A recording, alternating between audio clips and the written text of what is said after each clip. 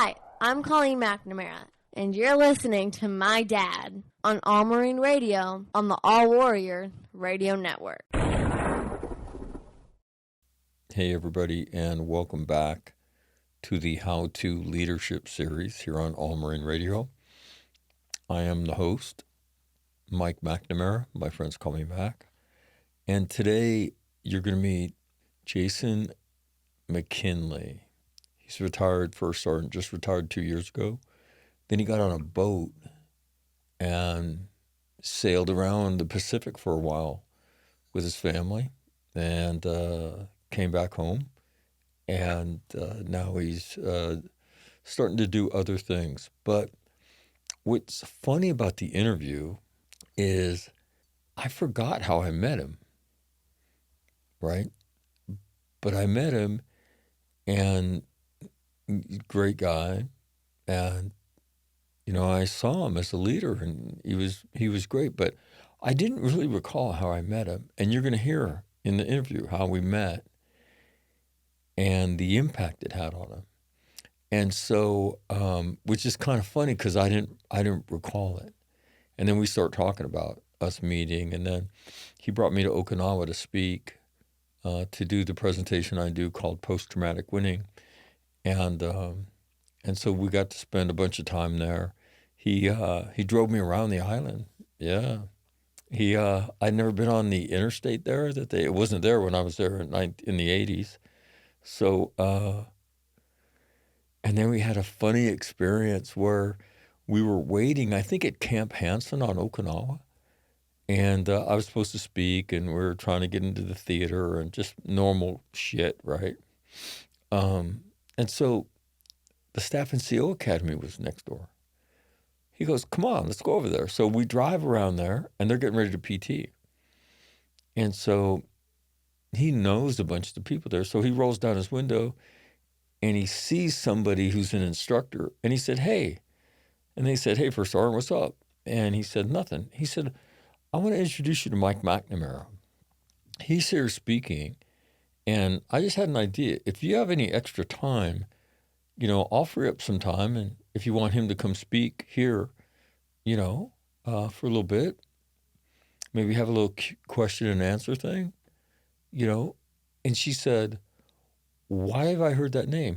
She said, well, and then Jason says, well, he does a podcast called All Marine Radio. And then she looks at me and she goes, you're that guy. And I said, yeah, I'm not sure if that's good or bad, but yeah, I'm that guy. She goes, oh my gosh. She goes, that would be great. She goes, well, she said, well, we have time this afternoon. So I was like, well, that'll be cool. I mean, I always enjoy having discussions with leaders. And so they're like, she's texting, and she says, okay, 1:30. And so it gets all set up. And then she texts him later and goes, yeah, we can't do that. And he said, what happened? She says, I don't want to talk about it. So somebody said no. So anyway, funny, but great guy. And, in keeping with the discussions you've heard from Dale Alford, and then the one we put up last week with JC Knight, they're great interviews with people who lead. And when I say lead, people, they want to talk about combat leadership. But I'm going to tell you, man, your leadership, it starts learning how to do it, right? And where do you learn how to do it? You learn it here in CONUS, and then that's where you get your reps. And if you can't do it here, then you won't do it forward. Just simple. If you're ever a part of a contingency, or you go to war. And so these guys talk about all that. What's interesting, Jason and I have a discussion about, not everybody's comfortable being a leader. We promote people based on time and grade, time and service, and you become a leader. Well, not everybody's comfortable doing that. And so one of the things we talk about is if you're not comfortable. So for me, and I tell the story during the interview, it's just the way I was as a kid, right? We're going to go play football in the street. I'll organize it. I'll go get the kids. We'll decide who's going to be captains. I'll probably be one of them, right? And then we're going to play football. So when I went to school to do that at recess, it was just what I did at home in the street with my friends. And so I did it. And so I become, I just, it's the way I view the world. I'm not going to go out there and just stand around and wait for somebody to do it. I do it. And so, but not everybody's like that. So leadership to me was just a natural part of who I was. And I wish I knew how that happened, because I would have done that with my kids, But there's things you can't give your kids. You can't give your kids that leadership thing, right? You can't give them passion for life. You can teach them a lot of things, but they either have that or they don't. And so if they don't have it, you can teach them. You can say, hey, you should probably look at doing this. But we get into that discussion, which is, what advice do you give to people that aren't natural leaders yet find themselves thrust into a leadership position and they're not at ease with it? I mean, if you can imagine that. And that's, I would say, a fair amount of leaders. It's one thing when I'm alone with my little yo-yos, right? And nobody's around. But it's another thing when there's other leaders around. And now I've got to do it in front of them. And I know they're watching me, and because we watch each other and all that shit. So we have it's a long conversation. I'll tell you that right now. So it might take you a while. It might take you a few days of going and coming from work to take it all in. But it's a great conversation. And the time went like that. I looked up and I was like, whoa, And it was just, I normally have kind of a checklist that I try to do, but with Jason, it's very cool in that it was just a conversation that kept, it just kept going where it went, and it went to all the right places. And so, without further ado, 1st Sergeant Jason McKinley, United States Marine Corps, now retired, here on this very cool series that we're doing, which is the How To Leadership series. Welcome back to the How To Leadership series here on All Marine Radio. And if you've never heard this before, you're in for a treat. And today, our guest is 1st Sergeant Jason McKinley, and he retired a couple years ago. He and I crossed paths. We'll talk about that. And so, Jason, first of all, thanks for doing this, man. Dude, I'm beyond honored to be here. You guys, you have had some giants on their podcasts. So just for you to call and say, hey, I want to have a chat, I'm deeply honored and happy to do it. Well, and really what the series is about is, there's so much discussion about how different leading in the modern Marine Corps is. And so I just wanted to talk to people that have done it, and what advice would they give to people doing it now. And so that's what we're going to do today. My first guest was Major General Dale Alford, a friend of mine, and a great leader. Anybody who knows Dale, I mean, just has a feel for it. And then he introduced me in Montana.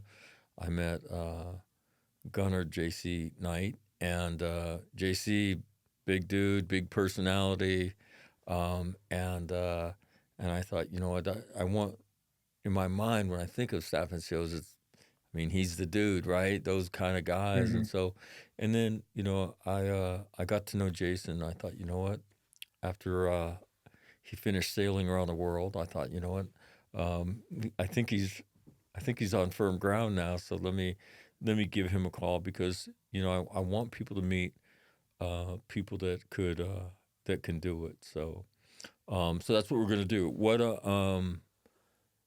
And as I said to JC, before we can talk leadership, we have to figure out if we can believe any of the shit you say. So we need to learn about you. So born and raised where? Born and raised in Indiana. Bounced around between Fort Wayne and Harlan, little town outside of Fort Wayne. What did your parents farmers? Were they? What did? How'd you grow up? We we had a ranch when I was in high school with cows and chickens and stuff like that.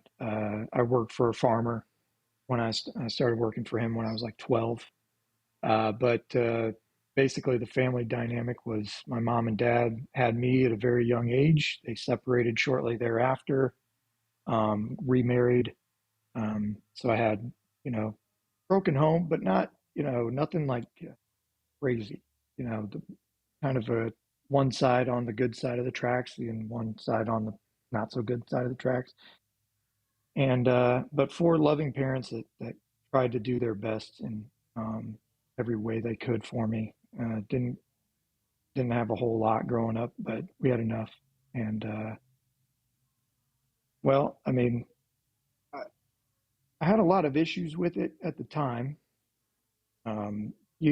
I think anyone that's grown up in that situation, you can have, like I said, I have four loving parents that raised me and they loved me, but there was still a lot of anger and a lot of, just as a young kid, you don't understand how some kids can go home to the same house and the same two parents every day, but you've got, you know, two houses or whatever. And, the routines are different in both houses.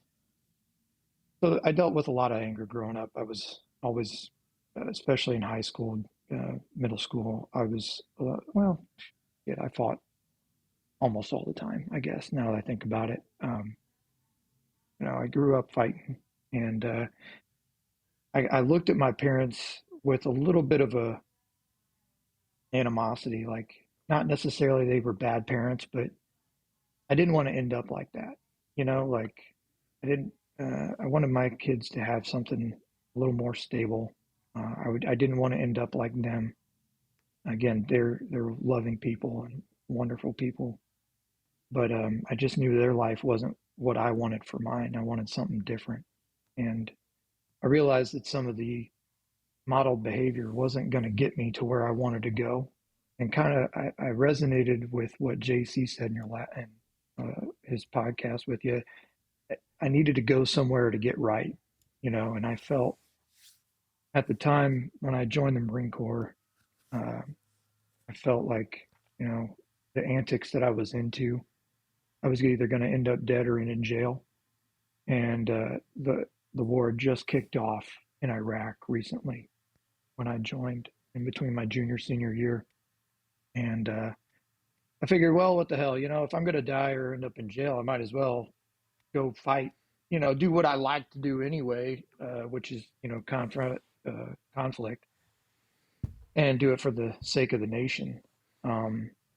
But yeah, I mean, I didn't. And you're 17. Yeah, 17. I turned 18 about a month before I shipped to boot. I actually graduated boot camp before I graduated high school, technically, because I was just looking for a way out, man. Went from BFE nowhere, Indiana, looking for something, and I didn't really know at the time what I was looking for, but I knew I wasn't going to find it there in Indiana. And I definitely knew if I wanted to grow as a man, I was going to have to be around harder men than I felt like I was around. We got into, I ran with the wrong crowd and all that jazz. And I knew that life, I was making the same mistakes kind of that my parents were making. And so I kind of hit But rock bottom. That's such a And made common a decision. It's such a common Marine Corps story. We don't know that till we're in for, but the Marine Corps is Yeah. It's a magnet for tough kids, and I talk about this relative to trauma in the whole post traumatic wounding thing I do. I'll put up Yeah. these statistics of this survey, and you see me do this, but it talks about how much trauma is in the all volunteer force. 43%. Said that there was emotional abuse in their home. 34% say alcohol abuse was abused in their home. 27% Mhm. say there was domestic violence. 12% say somebody who was incarcerated lived in my home, and 11% say I was touched sexually in my own home. 25% say 4 or more of these apply to me, which would make sense, right? Where there's one, there tends to be more. And I'll show that slide to Marines and I'll say, okay. And I've been doing this since 2019 when I started. Okay, this is all 4 branches in a survey done by the University of Rochester in New York. Would you tell me Marine numbers are higher, lower, or the same than these numbers?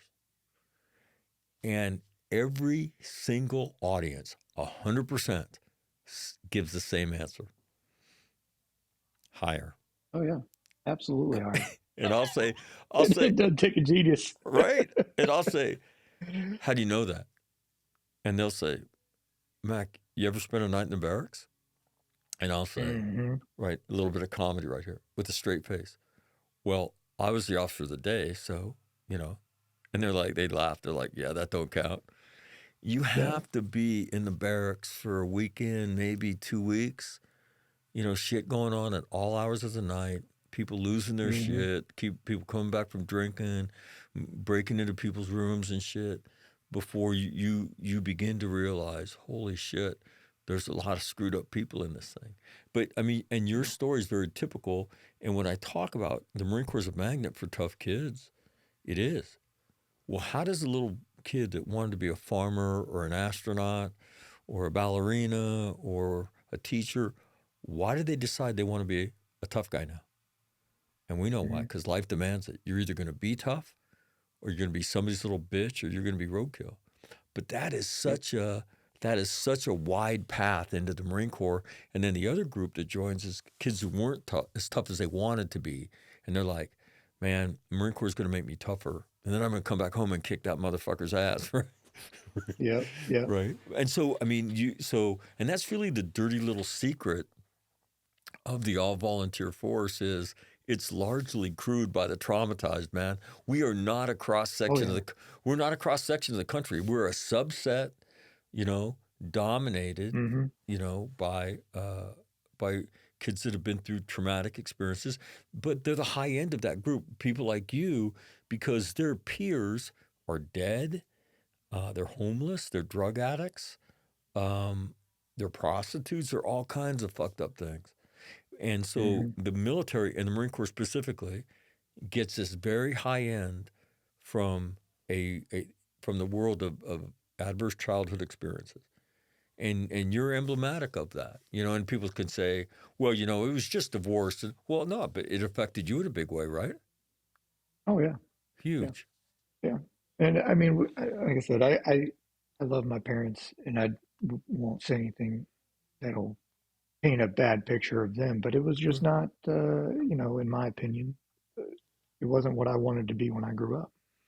And you And knew that that puts a chip on your shoulder. Because You JC know, says and the same thing. JC's parents were I mean, they were drug addicts, right? yeah, And his story makes mine look like, you know, the freaking Brady Bunch. You know, it right. just his story was But what you guys have incredible. you guys have in common, which I find is interesting, and I asked him about this, you know, man, where does that compass come from? Because you have every reason, if you wanted to just continue to be a piece of shit. But inside you have a compass that says, I want to be something better. I know this ain't the right thing, or you Yeah, know, what I where couldn't did tell you yours? where that comes from, Yeah. honestly. I think it was just like I said, a desire to change and be a better person. And you know, my parents uh, tried to give me a good foundation. I think, you know, my dad's side was very church going, that kind of thing. It wasn't like I didn't realize what I was seeing or what I was doing wasn't right. Right? You know, like there was some No, you kind of knew what moral right. compass You there. you kind of knew what right looked like. Right. And I think that's a feeling inside at the end Right. of I think that's what JC was kind of saying is I just knew, I just felt like there's a better way. There's something that didn't sit right with me even when I was doing the dumb shit that I was doing that I knew was wrong. Um, so, you know, I couldn't tell you if there was like a specific instance where I was like, shit, you know, I could have been. I mean, one of my buddies was paralyzed shortly before I shipped to boot camp.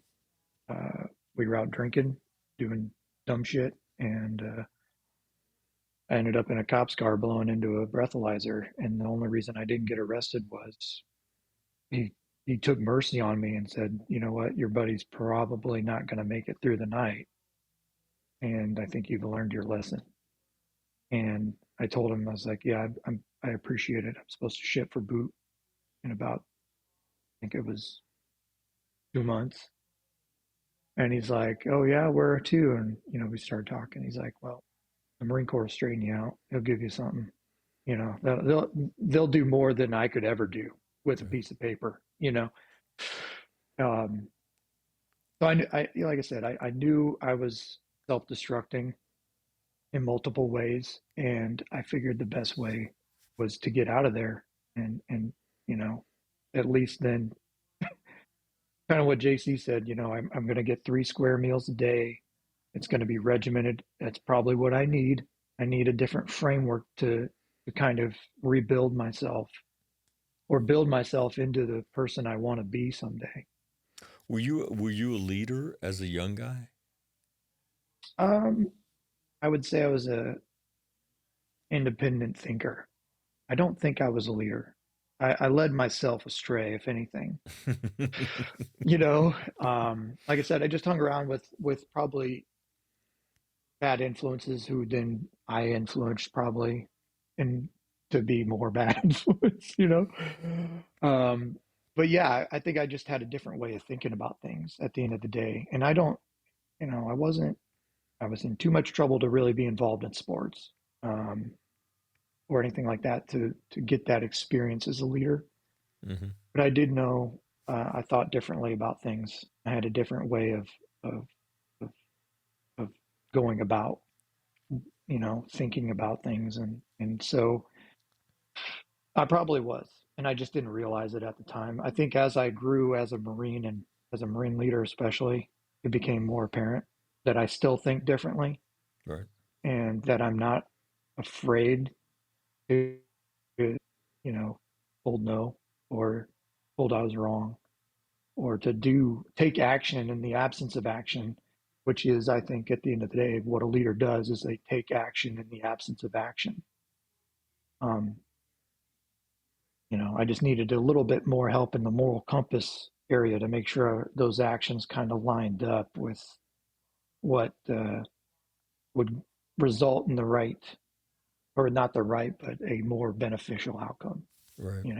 So you come in the Marine Corps, and what MOS do you get? I was a young man. I wanted to be on the ground, so my parents had to sign off on the whole Marine Corps thing, and they wouldn't sign off on infantry. So I said, well, combat support is artillery, tanks, those are fun. I'll be involved. I'll be in the fighting. So I went combat support. And luckily for me, I think at the end of the day, it was lucky for me that I ended up in the low altitude air defense community, which is like not anywhere close. You look at the contract, you're like, ooh, tanks. That's awesome. That would be cool.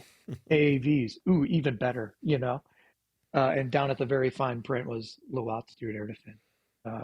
So came in as that, and as you can imagine, early 2000s in Iraq and Afghanistan, there wasn't any airplanes to shoot down. So we just, I got my wish. We were provisional infantry, and yeah. So I came in as that. How many times when you're first in Iraq, and then how many times did you get to Afghanistan?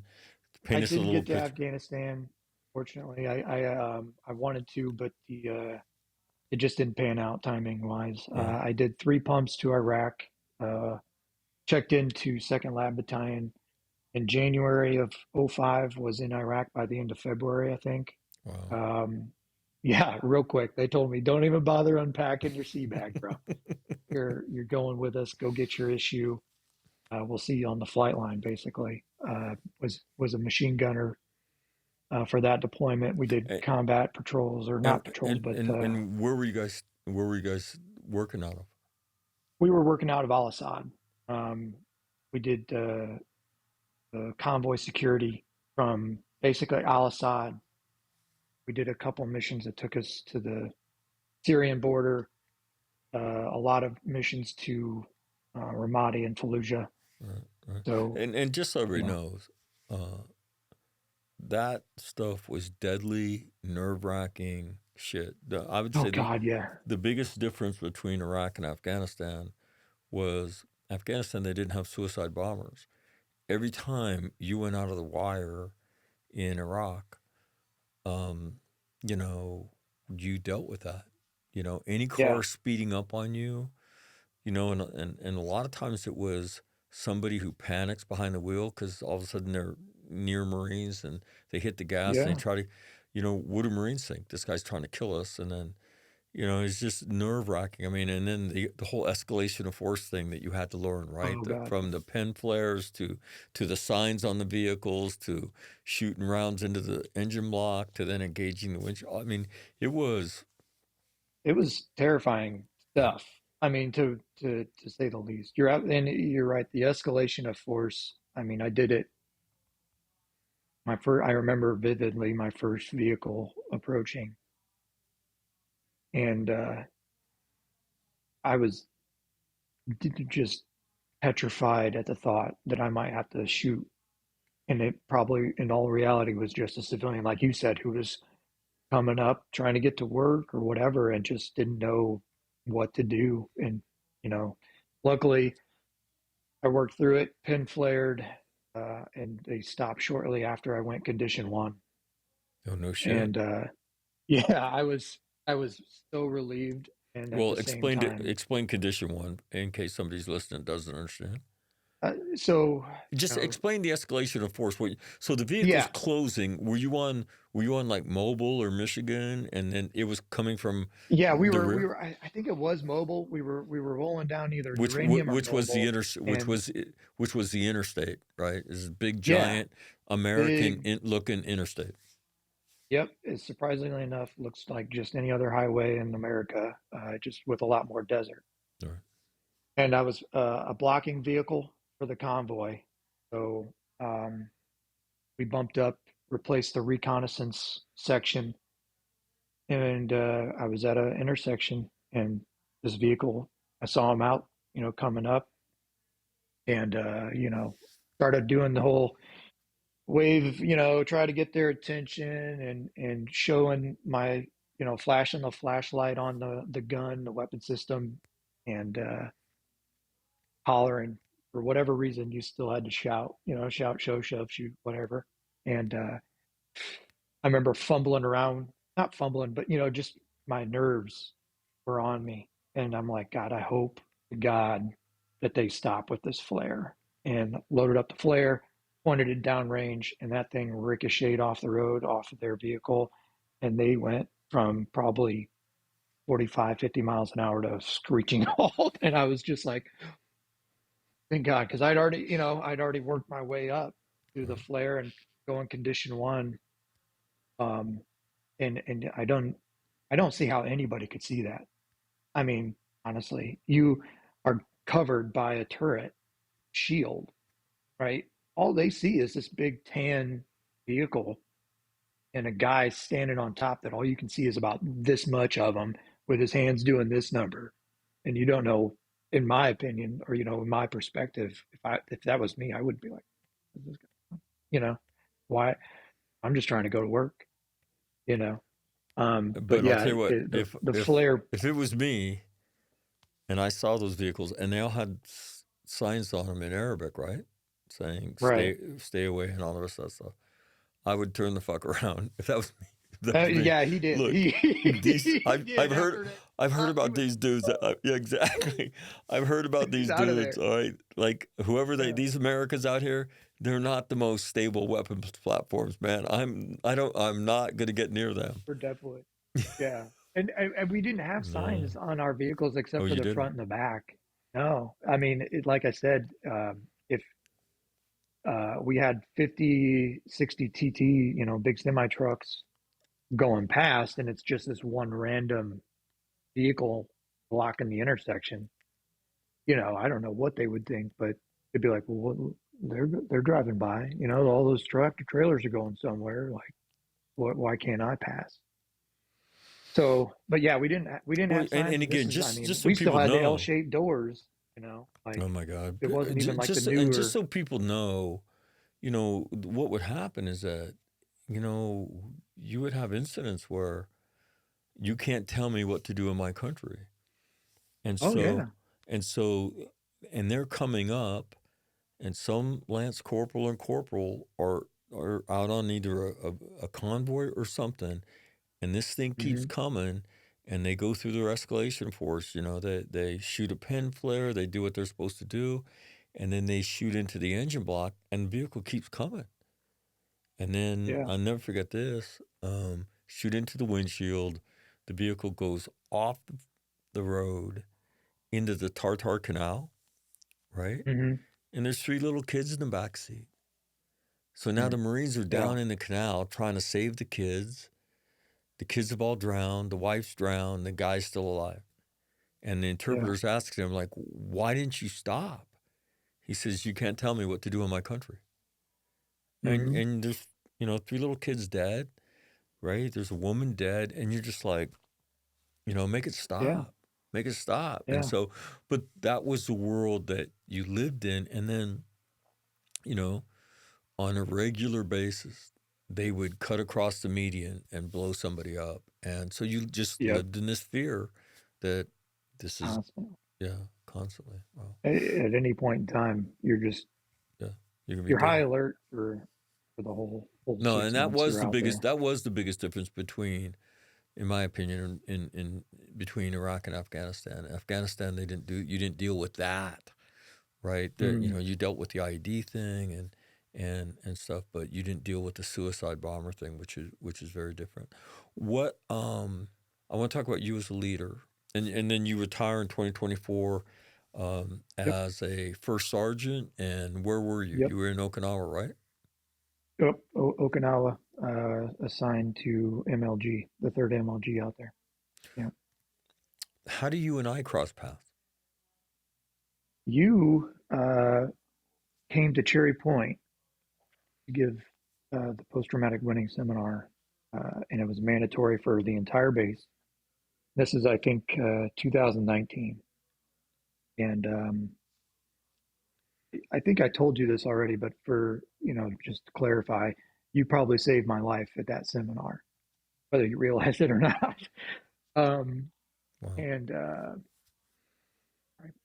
um, No, you know what? I think it was probably so 2020 because Jake Reif, Sergeant Major now, yep, it was right. Yep. he's at Okay. Manpower, but he went from 10th Marines where he had seen it in 2019, and I think at the end of 2019 he went to be the Sergeant Major of 2nd Marine Air Wings at Cherry Point, Yep. and he calls me and said, "Hey, would you come and do it?"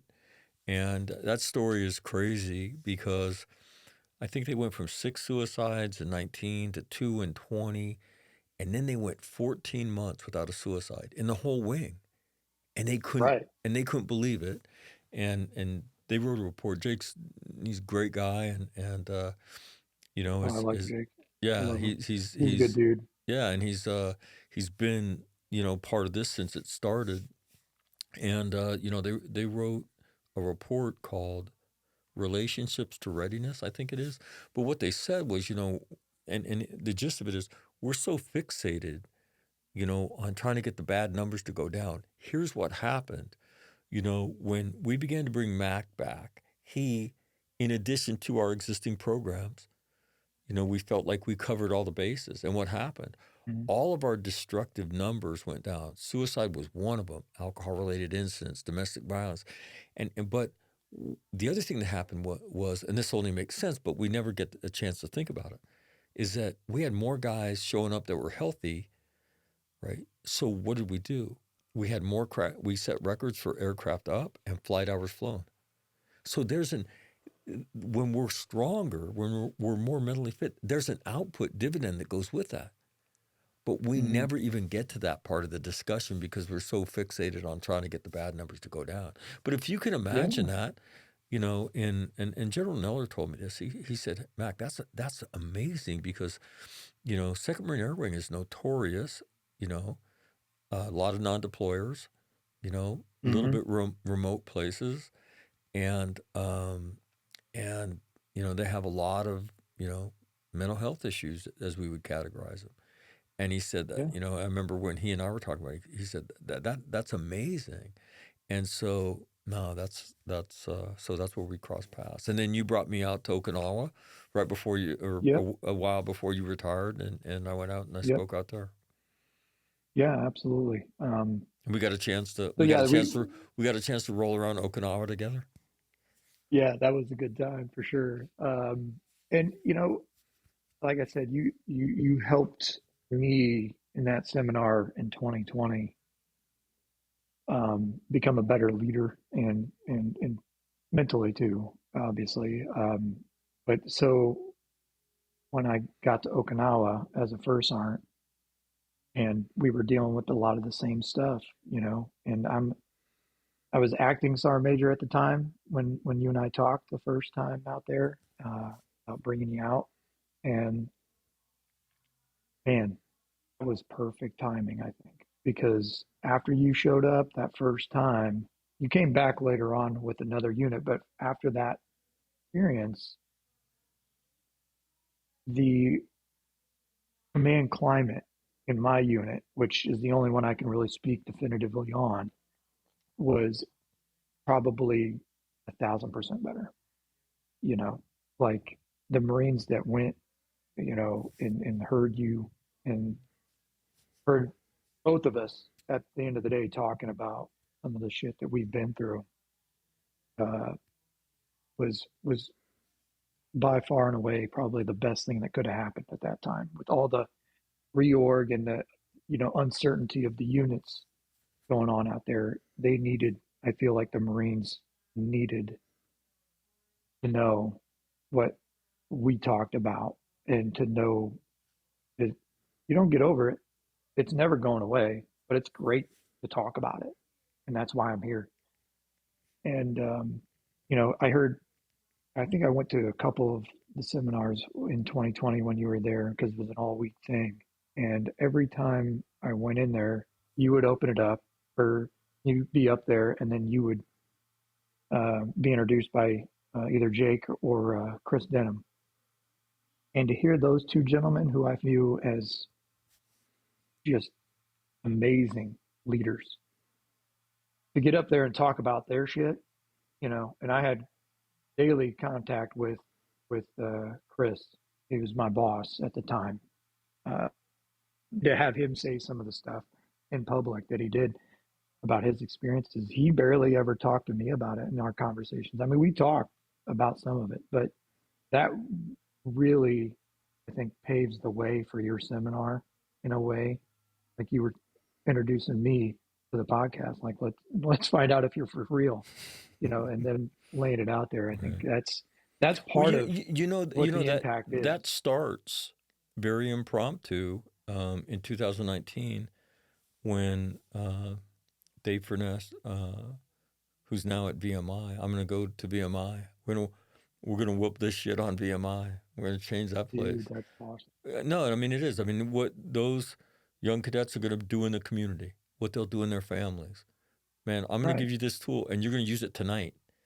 Talk about fight. You're going to tonight. use it every day. Yeah. Yeah. I mean, look. It's not just a Marine thing. No, you will probably never lead in combat, but you will lead in the valley of the shadow of death every day of your life. And I would say now, after doing this, the most profound leadership experiences I've had, and this is as a Marine infantry officer, and I've served in Iraq and Afghanistan for almost 3 years of my life. The deepest leadership experience have come in the valley of the shadow of death, right? When people and that's in garrison, right? It's not in combat. It's in garrison. With civilians. Yeah. When a woman who was sexually abused starting at the age of 5 looks at you and says, "You changed my life," I mean, you're not going to sleep that night. You're not going to sleep. And again, what changes everybody's life and what opens the door? Well, what Jason was just talking about, it starts with, so you got to door kick this shit because nobody wants to be there. Okay? They're pissed. Yeah. They're fucking furious. Anything volunteer. Right. Yeah, but they're voluntold to be there. They don't want to be there. But I know my audience, right?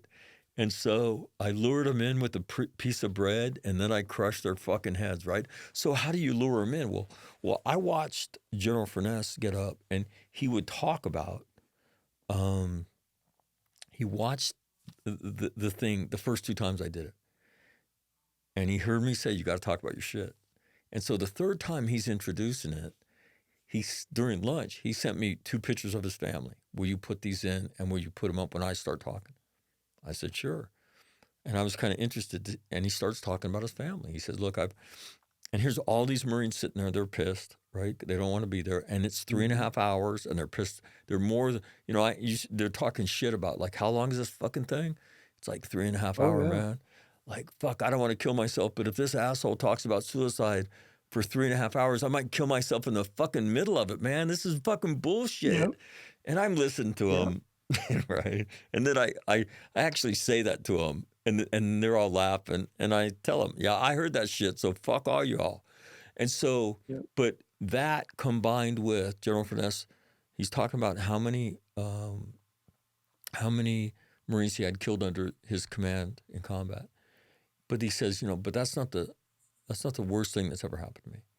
And then he begins to tell the story about his daughter, Elizabeth, and the day he and his wife find out that she has a form of a developmental disability, right? A form of mental retardation.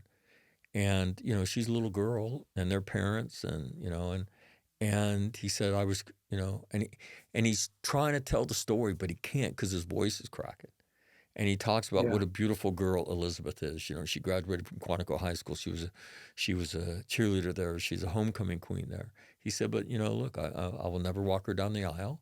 She'll never be a mama. He used the word mama with his voice cracking, right? And so everybody's watching the CG of the division tell this raw-ass story. And he said, and so let me tell you why you're here today, right? And so when I went to Cherry Point, I sit down with Jake, and I said, hey, Jake, I don't need anybody to introduce me, right, unless you'll do it like General Furness did. He goes, I got it. Yeah. And he said, and the ones I can't be at, he said, I'll have that shit covered too. And I'm going to tell you, it's such a powerful thing when, they're so pissed because they have to be there. And then here's the wing sergeant major stands up, and he starts talking about his life. And everybody's sitting there like, holy fuck. And that to me is what leader, and I tell people, look, if you're not going to do that, I don't need you to read my bio or, right? I've had battalion commanders talk about, my wife was sexually assaulted at a party for me when I came back from Afghanistan. Yes. I had a gun put in my mouth when I was working in Queens the night before Thanksgiving. That was General Pasagian said that. General Mullen, who recently passed away, he told a story about his 11-year-old brother was swept away in Philadelphia when he and his friends were playing near a creek, that ran through the city after a lot of rain. He slipped and got sucked into it and died. And they can't do it without getting emotional, right? And so, and that's so powerful because they're sitting there thinking, you can't relate to them, right? You haven't been through what they've been through, right? And then, all of a sudden you pull the curtain back on your life, and they're like, holy fuck, this guy's like, he's like me. And he's legit. Yeah, he's legit. That's it. That is the Lance, the word of the Lance Corporal, right? The greatest compliment you can get. Motherfucker's legit. Absolutely. Yeah. And up to that point, as leaders, you're told, get to know your Marines, but don't tell them, don't talk to them about your shit so much. But I think you need to. When you get that kid that goes to mental health, you take them there. And like you're saying, give me the thumbs up or thumbs down. Well, that's the perfect time to talk about your shit. Because if they give you the thumbs down or the thumbs up, it doesn't matter. That may be their first experience with dealing with something. And if you can relate to that by, well, I won't talk about you and your HIPAA stuff, but I'll talk about my HIPAA stuff all day long with you. Let me tell you about me. That I think helps more, will probably help their therapy a lot more than you just taking them or pretending like you care. But you have to talk about your shit. If you want them to be real with you, you have to be real with them. Well, and again, I think the one you're at first you're trying to dispel that you couldn't understand what I'm going through. And so, and I tell leaders, because they're like, well, how much of my life should I share? And I say, look, you don't have to tell the truth. Can you tell a version Mm-hmm. of a sanitized version of the truth that will blow that stereotype out of the way? And what Jason Mm-hmm. and I were talking about earlier was, a lot of times leaders will take people to mental health and then because of HIPAA and stuff, they just back away from it. And I tell them, don't do that. Make them come see you after they go to mental health. And all you want to know is, respect. I don't need to know the diagnosis. I don't need to know what you're doing. All I want to know from you is it working or is it not? And Mm-hmm. and that's why they need to come see you because everything they do and fail to do includes mental health. That's not a Yeah. secret compartment. And again, so what can you know and what do you need to know? Well, right? I'm your life coach. I am your local parent, right? How are you Mm-hmm. doing? Is this working? And a part of that though is talking about your own shit because that gives them something to grab onto. And then they'll Yep. look at you and they're like, man, Staff Sergeant, man, I think I'm really fucked up. But I heard you talking like, wait, hold on. Well, you are fucked up, okay? Just for the record, you're fucked up. Yep. And I would do Yep. this. I remember doing this, in Fallujah, and I said that. Wait, make no mistake, you're fucked up. But you're fucked up just like the rest of us, right? Mm-hmm. Like warriors, when you go through this experience, how can you not be fucked up?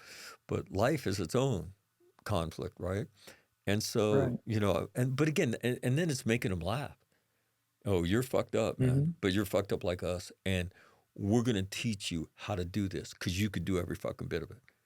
And then, Oh then yeah. they're so grateful. And when they say thank you, I say, no, don't thank me.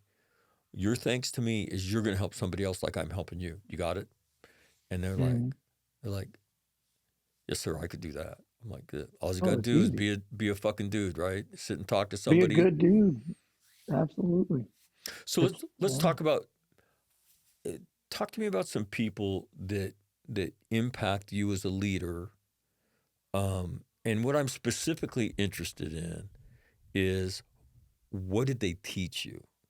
So give me a couple people that impacted you as a leader, and then very specifically, what did you learn from them? That impacted you as a leader. Um, have a lot of people that impacted me, and I'd say the number one that I can think of where I started to realize a little bit more about the psychology of leadership was every one of my recruits as a drill instructor. Because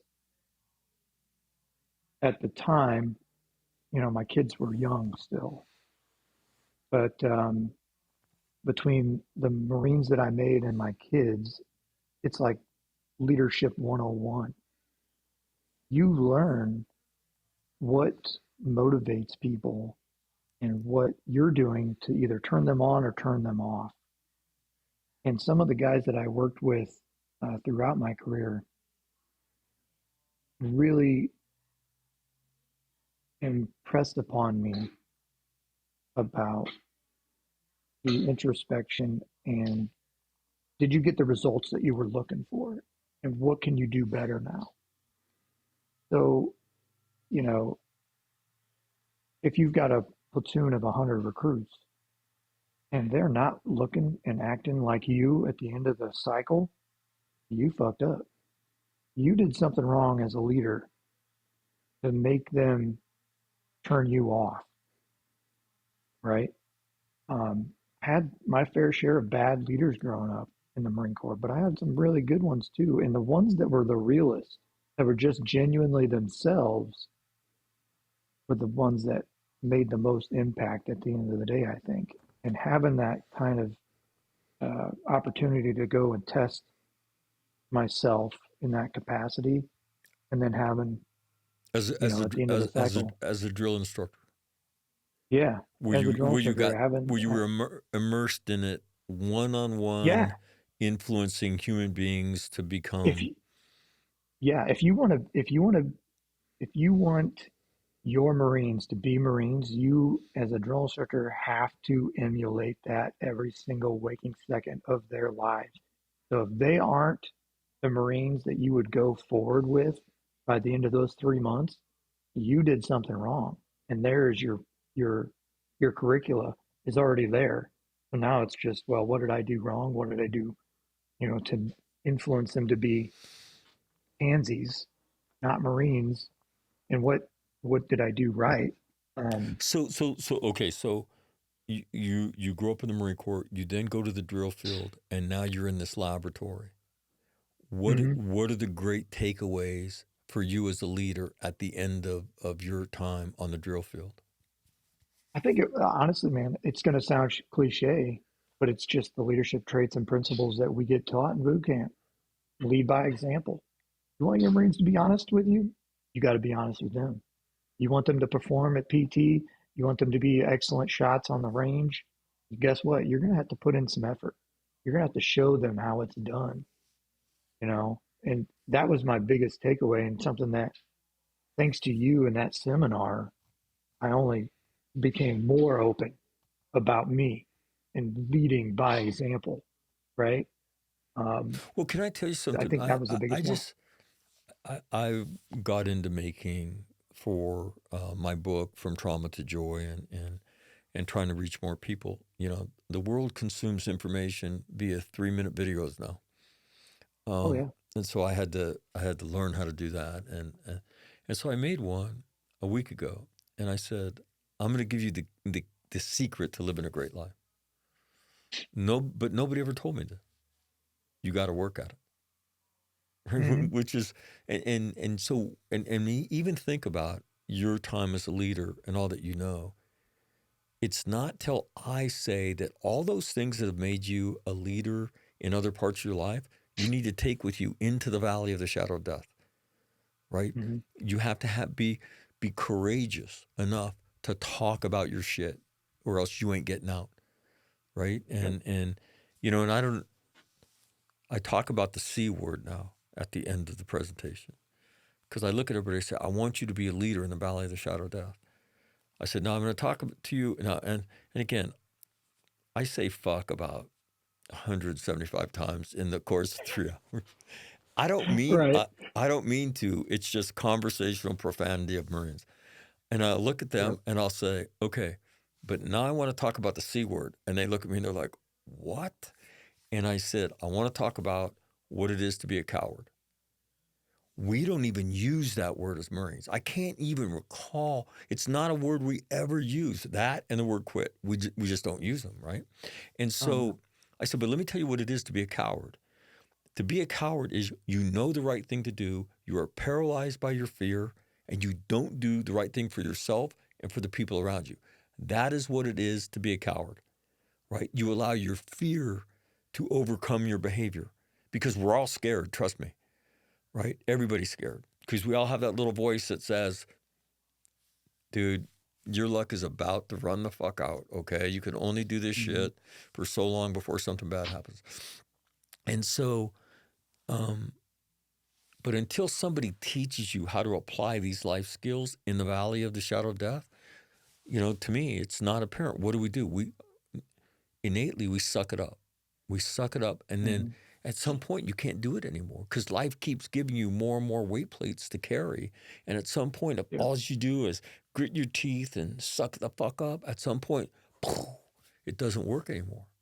And so, to No. me, what's interesting, both in the leadership piece and in the post-traumatic winning piece, is somebody's got to teach you in that venue about what to do. And then all of a sudden, for you, it becomes like, I'm sure, like, you're probably like me in that I have a very flat learning curve, like, because I'm fucking dumb about shit. Yeah. But once a few wires touch, for me, it goes like that. Yep. And all of a sudden, The same I'm way. explaining things that you're doing in your life. You just don't understand how to do them in the valley of the shadow of death, right? And then you see Rife talking about it, right? You see these guys who you respect talking about it, and you're like, holy shit, I can do that. I can do that. And then you begin to do it, and what happens? Your life changes so fast. Crazy. And it's interesting, though, that the leadership thing, same for you in terms of after, was it Paris Island or MCRD? Paris Island, yeah. Paris Island. And MCRD later on, but yeah, Paris Island. It's something that you just said, you got to work at it. And this goes to your original question, I think, of who as a leader kind of impacted you. I have like a series, my success in life, I guess, if you want to call it that, has been propelled by a series of rock bottoms. And my first in the Marine Corps rock bottom was as a corporal. I was in county jail. I spent my birthday in jail. And when I made the phone call to my dad saying, hey, I need you to call this guy and tell him that I'm not coming back off leave on time. He called my mass sergeant at the time, and the mass sergeant was not a coward. He told me I did the right thing and that he would help me get through my situation. And he did. That made a huge impact on me, but it propelled me to work even harder, because at that time when I made that phone call and I was sitting in jail with all these kind of, not the greatest individuals, I realized like, hey, being a Marine's easy. Right place, right time, right gear, it's easy. But if you want to succeed, you're going to have to work harder in that regard. And I think that is spot on in all of life. You have to work at it. But did anybody ever tell you? Did anybody ever tell you that about your life? Like, hey, because I think about it. Nobody looked at me and said, Mac, look, if you want to live a great life, life gets difficult. You've got to work at it. You got to become a better version of you every week of your life, a little bit better. Not even, I won't even say 1%, 1/100th of 1%. If you can do that every week, you'll overcome everything. But look, like anything else in life, if you don't work at it, you won't live a great life, because it normally does not happen by accident. But, and that's the advice I gave. And I had so many people that, emailed me or whatever, messaged me and said, I've never heard anybody say that. You've got to work at it. Oh, yeah. Like, how do you do that? And so to me, it's funny that in different parts of our life, you talked about, you want to be a good shot, you got to work at it, right? You want to be good when you put your running shoes on and your PT shorts on or whatever we're doing, you gotta go put in the time. You got to put in the effort. Well, what about in life? What about in life? Yeah. And I think we just, as Marines, kind of think of like in those terms, right? Like we just work. We just do it, right? So and then why do you we think don't we pass the don't? muster, Why do you think we don't apply it to when life gets really hard? Then we just suck it up. It's like, that's dumb as fuck. It is, right? And I think because we're afraid to admit failure sometimes, to look like an idiot sometimes. No, that's the reason why we keep it to ourselves when we're isolated. I don't want you to know how fucked up I am, because I don't realize that you're like 7 times more fucked up than I am. Right. And then all of a sudden we get in a room and we start talking about our shit, and we're like, I thought I was the most fucked up person in the room. I'm the least fucked up of these fucking chuckleheads, right? Absolutely. And you're laughing your ass off, and you're like, they're just different versions of me. And that's this great, like, epiphany. Yeah. Here I thought I was so fucked up, man. I'm not even in the top 40% of these ass clowns. No. But but again, everybody does. And that was what I learned on those All Marine Radio interviews. Everybody says the same thing. Well, you came, my shit started when I was a kid, and then I go to war, then I come home, my wife leaves me. What'd you do? Well, I sucked it up, man. Come on, Mac. I was a sergeant. Yeah. So what did you? You got to be strong. I got drunk. You just got to get through it. I was by myself, and then we deployed, and I wasn't drunk when I wasn't drunk when I was at work, and I wasn't drunk when I was deployed. And then I came home and I got drunk again. And did you ever talk about it? Come on, no, fuck no, I never talked about it. We drank about it. We drank about But it, that's it. right? Marine Corps. And and then that's what forms the basis of this, of these 4 goals and 10 commandments of these are the things we fucking do. Hey, I'm fucked up. Let me soak it in alcohol. That'll make it better, right? Wrong. Mm-hmm. But it is the way. So it's interesting how an organization that is so relentless, and again, the reason why the Marine Corps has this unbelievable history of achievement, right? In contact with the enemy is not because we're really smart. It's because when we fuck it up, we have the human capital, right, that will unfuck it and then destroy the enemy at the same time, which is not easy to do, okay? But that is the Marine Corps. And I'll tell you what, you're never so happy that you join the Marine Corps as what is if you ever go fight. Because fucking Marines will fight because they're pissed, right? They're pissed for a lot of different reasons, but they fight. And when you see it, it takes your breath away. But it's just we don't take that same courage into the valley of the shadow of death. We take this suck it up thing into the valley of the shadow of death. So to me, it's a very interesting. But again, that's why I love what I do so much, because it is simply this Marine Corps ethos, this way we live, taken into the valley of the shadow of death. Be relentless, be courageous. And what is courageous? It means when you're struggling, you got to have the courage to say, I'm struggling, can I talk to you? If you'll do that, boom, you'll change your life just like that. So Absolutely. It's fascinating. Yeah, and after hearing the seminar and realizing, okay, I can't suck it up anymore. I'm gonna have to talk. And like you said, I had a recruit that was his mom was a crackhead. Like he had some developmental issues.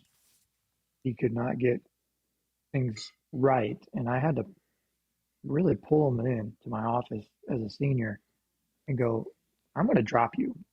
What the fuck is your problem? Like, you just can't get anything right. What is your story? What is wrong with you? And he told me his mom was a crackhead, smoked crack throughout the pregnancy. He's always struggled in school, this, that, and the other thing. And I'm kind of like what you were saying. Like, I thought I had a bad coming up. Like, I thought I was pretty fucked up, right? And then I'm hearing this kid, and I'm like, dear Lord, you get a pass, bro. Like, that's some fucked up shit. But it wasn't until I sat in the seats at Cherry Point that I realized, like, everybody's like that. And that none of us are willing to step out of that box and go, I'm fucked up. And that's half the problem. That the other half is not talking about it. But the initial step of just being like, hey, dude, I'm fucked up and I need to talk about it. After that, that's why I said you really saved me. Because at that point, when I walked up and talked to you after that, it was at that point that I was like, okay, I'm sucking it up. I need to stop. And I need to work on this. To live a better life, I need to work on not sucking it up and actually telling people, talking to people about what I'm dealing with. And so that's what I started doing. And my God, Mac, you want to talk about feeling connected to your Marines? You opened up a door when you start talking about your shit, and they go, I can relax around this guy and tell him, as a first sergeant, nobody wants to sit in my office. Right. Nobody wants to talk to first sergeant. You're in first sergeant's office, you fucked up. You're getting fucked up. But I made it a point, since this is a leadership discussion, I made it a point as a first sergeant, when they would come see me to check in, I would start off by sitting them on my couch and telling them about my life and my career and all my mistakes that I made and all the trauma or bullshit that I dealt with just in the Marine Corps. And I'd be like, the only reason I'm here is because I have my brothers and sisters to lean on when I need them. And that's what I want you to know before you check in fully and go to work. We are here as your brother and as your sister. Take care of each other. And it's a commitment to leadership is a bond of trust. Don't ever break that bond. Don't ever break that trust. Because I'm trusting you right now, sitting here, that you're going to do your job. And if you have a problem, you're going to come talk to me about it. Or you're going to talk to your section. Whoever is your next in line, you're going to tell them you have a problem. And they're not going to, they may not agree, they may not understand it fully, but they're going to take care of it. And if they don't, you come straight to me because I will, and opening that door for a young 18, 19, 20-year-old that goes, this dude has no clue what my life has been like. No clue who I am as an individual. To then hear my story or hear parts of my life story and go, maybe he does. Maybe he is trustworthy. Maybe he can relate to the, sexual assault or the child abuse or the domestic violence that I witnessed as a kid. And before leaving my office, an hour has passed and we've had a real conversation. And I think that is what a leader's job is to have those real conversations. Get past all that false personal preference bullshit, hoorah Marine Corps shit, and get down to brass tacks about what's really going on. Why did you really join? What makes you tick as an individual? The more I know, the better I can help you work on that. Anyway, it's amazing what your seminar did for me in that regard, because out of all the leadership that I learned throughout it, it was good, but it wasn't great because we lie to ourselves. We lie to our Marines. We lie to ourselves. Everything's fine. I'm fine. I can handle this. I can get through this. But we can't. And that's when people start putting, pistols in their mouths. Like starting a pistol because they just can't. But they can't admit that to their fellow Marine. They can't admit that to their best friend because they'd be weak. We just don't talk about that shit. So we're all weak. Bam. We're all weak and struggling with our own weaknesses, and we're all faking like we're not. Mm-hmm. I mean, it's the dumbest shit in the world. It's the dumbest shit in the world. Man. It's the most Marine shit out there, bro. But what I found was everybody does it. Everybody does it. I'm not. I mean, and when I'll be doing seminars and there'll be Marines in them, and if they're combat veterans, I'll say, okay, watch this. You guys think you're so unique because you don't want to talk about your shit, right? And I'll say, would you rather be shot at or talk about this kind of shit? Which would you rather do? And every time every time. Dude, you don't even have to say it. It's getting shot at is easy. You stand there. Most of the time they miss. If they hit you, you're not going to get dead, most of the time. So, I mean, but this is terrifying. And that's why, you hear people say, and if you're a leader, pay attention to this right now. When somebody stands up and talks about their life, you'll hear somebody say, thank you for standing up and being so vulnerable. And I've thought about that because I've had that said to me and I think, oh man, am I that guy? But here's what I'll tell you it is, and here's why you need to talk about it as such. Things that are vulnerable, what do? An animal, they go hide. They don't. An animal that's vulnerable doesn't stand up and tell the truth about something they don't want to. That's an act of courage, man. It is no different than the getting up and moving when there's rounds flying through the air, right? It is a straight up act of courage, and you have to describe it as such because I want you to be courageous.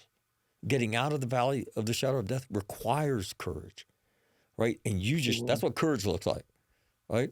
It's the same shit. Whether it's on the battlefield or in the valley of the shadow of death, it's the same shit. You're terrified to do it, but you do it anyway because you know it's the right thing to do for yourself and the people around you. That's what courage is. And that's what it just looked like.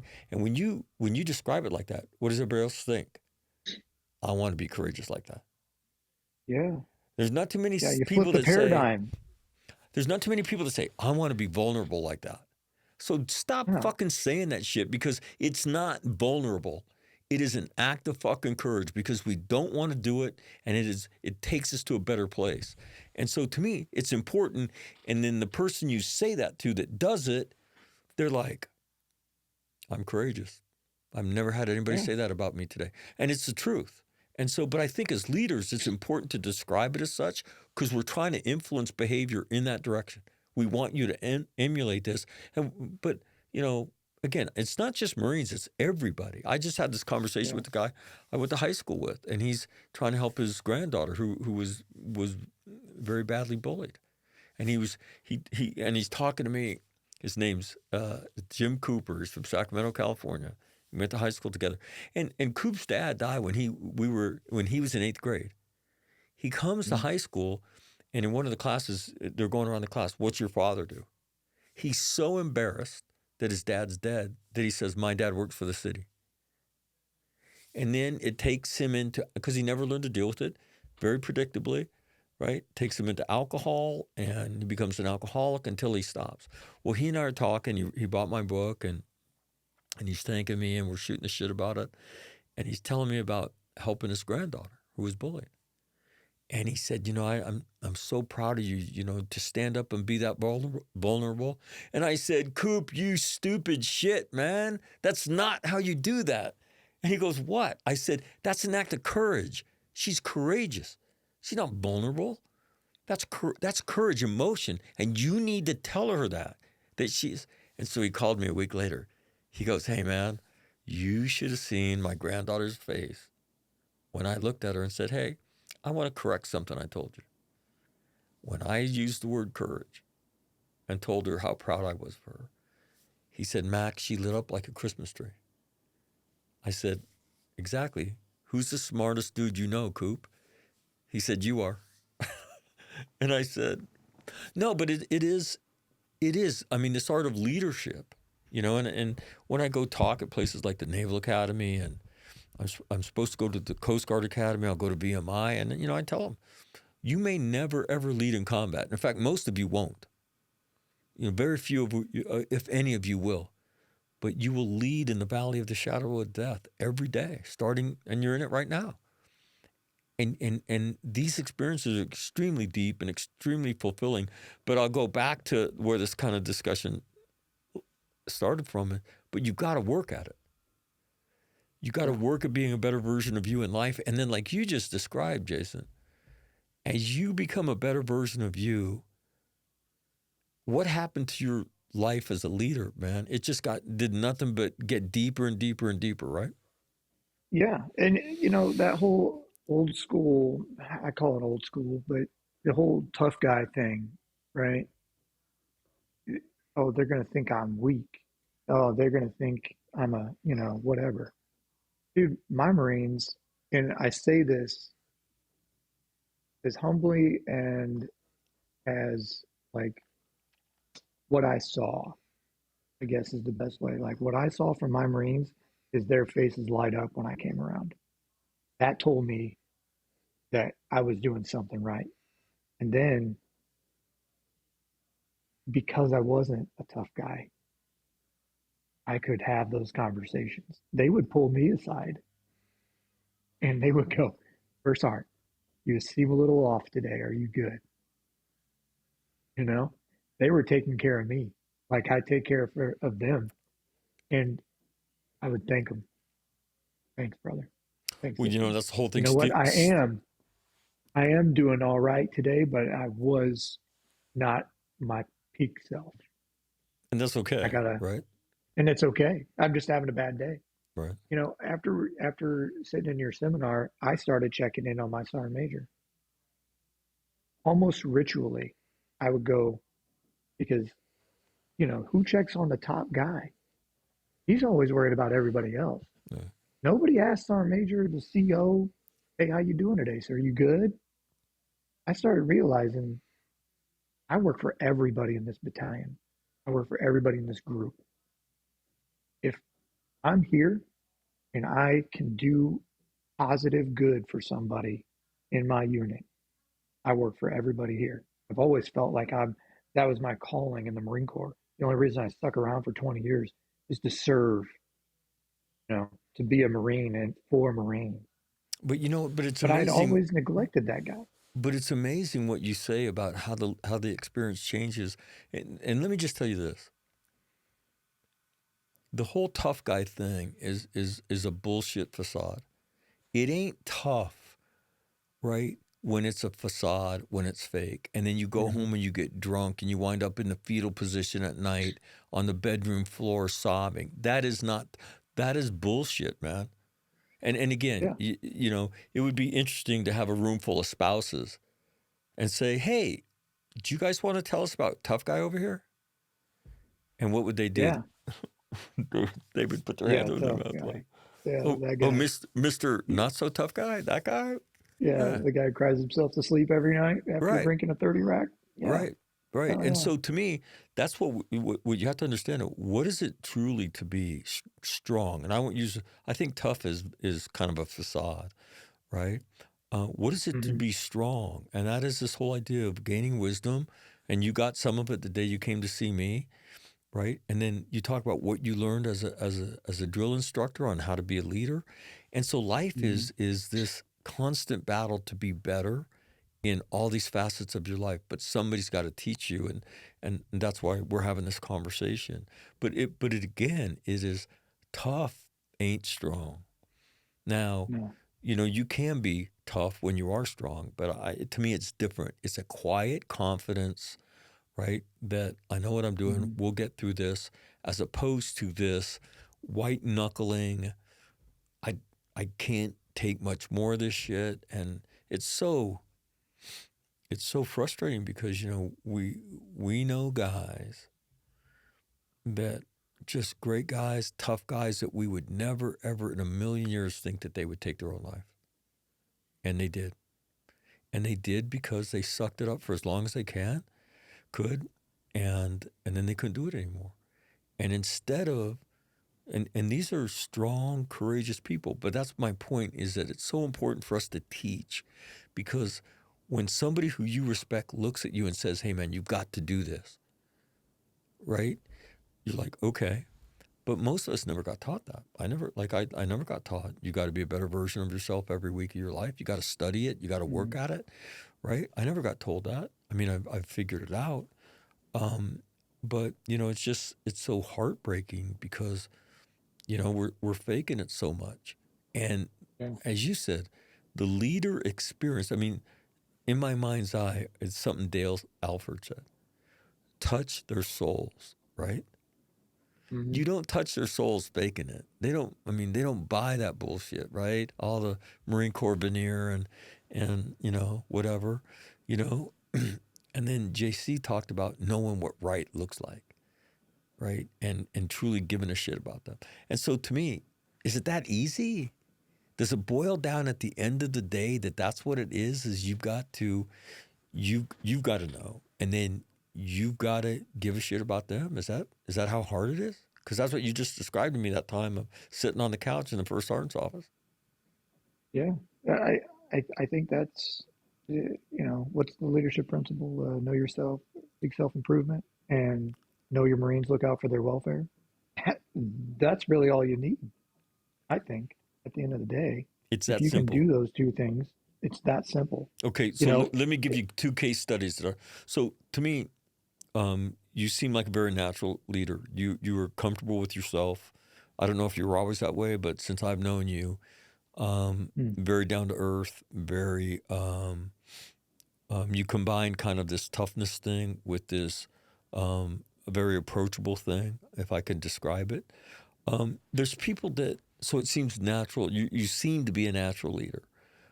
There's people that leadership isn't natural for, that mhm. they weren't, whether it be in student government growing up, in their neighborhood growing up, or on sports teams growing up. They were never captains or leaders, and now they're leaders in the Marine Corps or in the military, or whoever's watching this.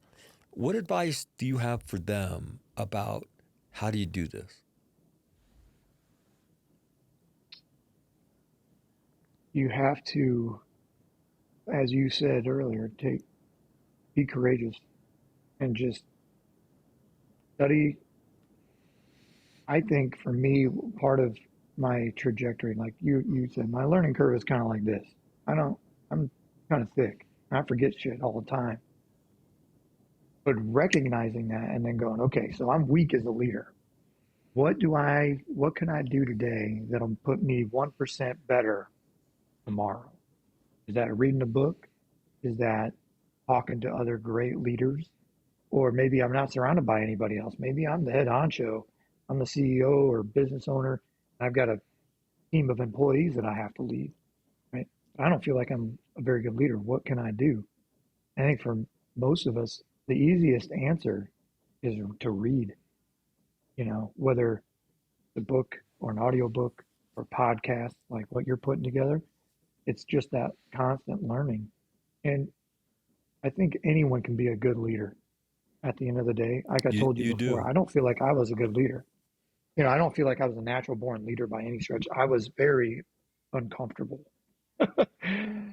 I faked the funk a lot as a kid growing up. I was never comfortable in my own skin. And it wasn't until I became a Marine and started having to do big boy stuff that I started to get a little more comfortable in my own skin.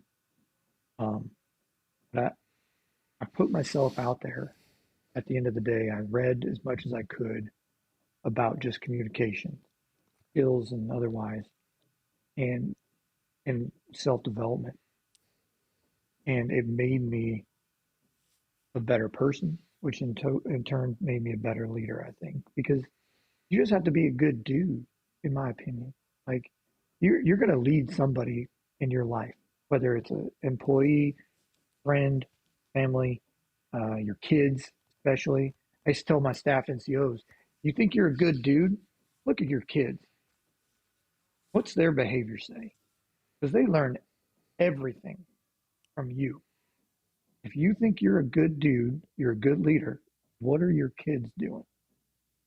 Whether they're 5 or 15, if you don't like their behavior, guess where they learned it? You you laid that foundation for them at some point. So don't come into my office and tell me you got a shithead lieutenant or a shithead fucking lance corporal, because they're only a shithead because you're probably a shithead too.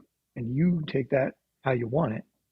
But if you don't learn from it and become a better person, you're always going to have that shithead lieutenant that doesn't see eye to eye with you, or that doesn't listen to you, or a shithead lance corporal.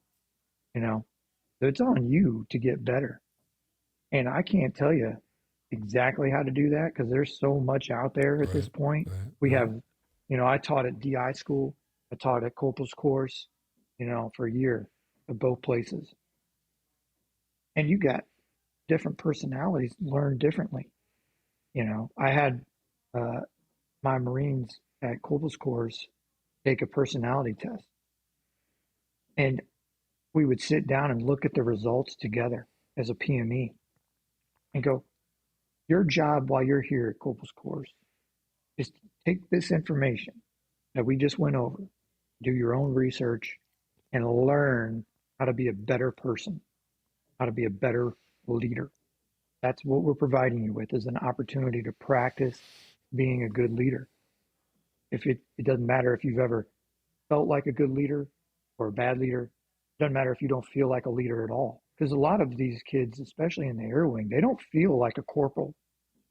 They don't feel like a sergeant. They're just another guy turning a wrench or whatever. They just see themselves as another technician a lot of times. Right.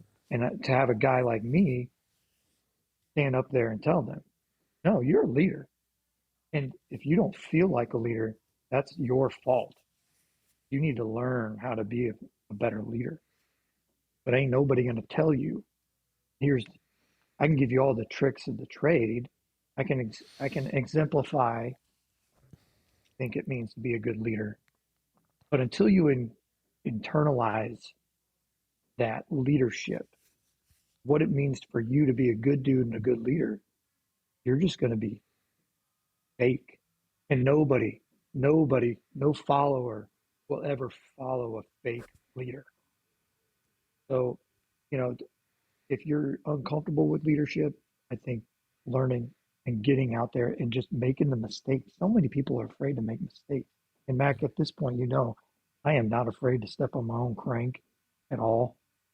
And if I'm resonating with somebody out there right now, great. If I'm not, great. Well, But for let me me, ask you, and it's just you got to get out there. I mentioned this earlier, but when I because when you talk about leaders again, there's a whole spectrum of people that wind up in leadership positions in the military, right? Hmm. Because Oh yeah. some are natural leaders, and to me, you are one. You say you're self-made, but one of the things I tell people that if you didn't grow up being a leader and you're in that position now, just watch people and then copy the things the better leaders do, Mm. and then Yep. so I mean, for instance, what time did they come to work, right? Um, Hmm. how do they speak to their Marines? And this is people that you see and say that girl, they're good at this shit, right? How do they Oh talk yeah. to them? How do they talk to them? Physical fitness, how do they do it? And so to me, the first thing, if you're not comfortable with it, find good leaders, copy what they do, and then slowly but surely evolve that into the way you do it. Okay, because it's got Hmm. to fit you at the end of the day. But again, we come to this leadership business from, all over the place. And some people have different, and I can imagine if you're not comfortable, it's terrifying. Okay, now I'm the Yeah. guy, I'm the girl, and everybody's looking at me. Okay, so how do I get comfortable? My first suggestion is copy people who you really respect. Do what they do, Yep. use that as a baseline, and then try to make it yours. And give me your thoughts about that. Do you? Absolutely, Mac.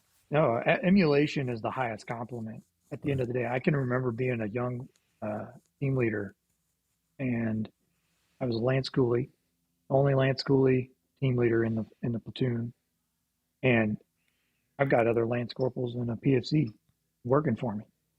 The only thing that I have is the billet at that point. I got a combat deployment or whatever to flesh it out, but I had no idea what I was doing. So what did I do? Exactly what you just said.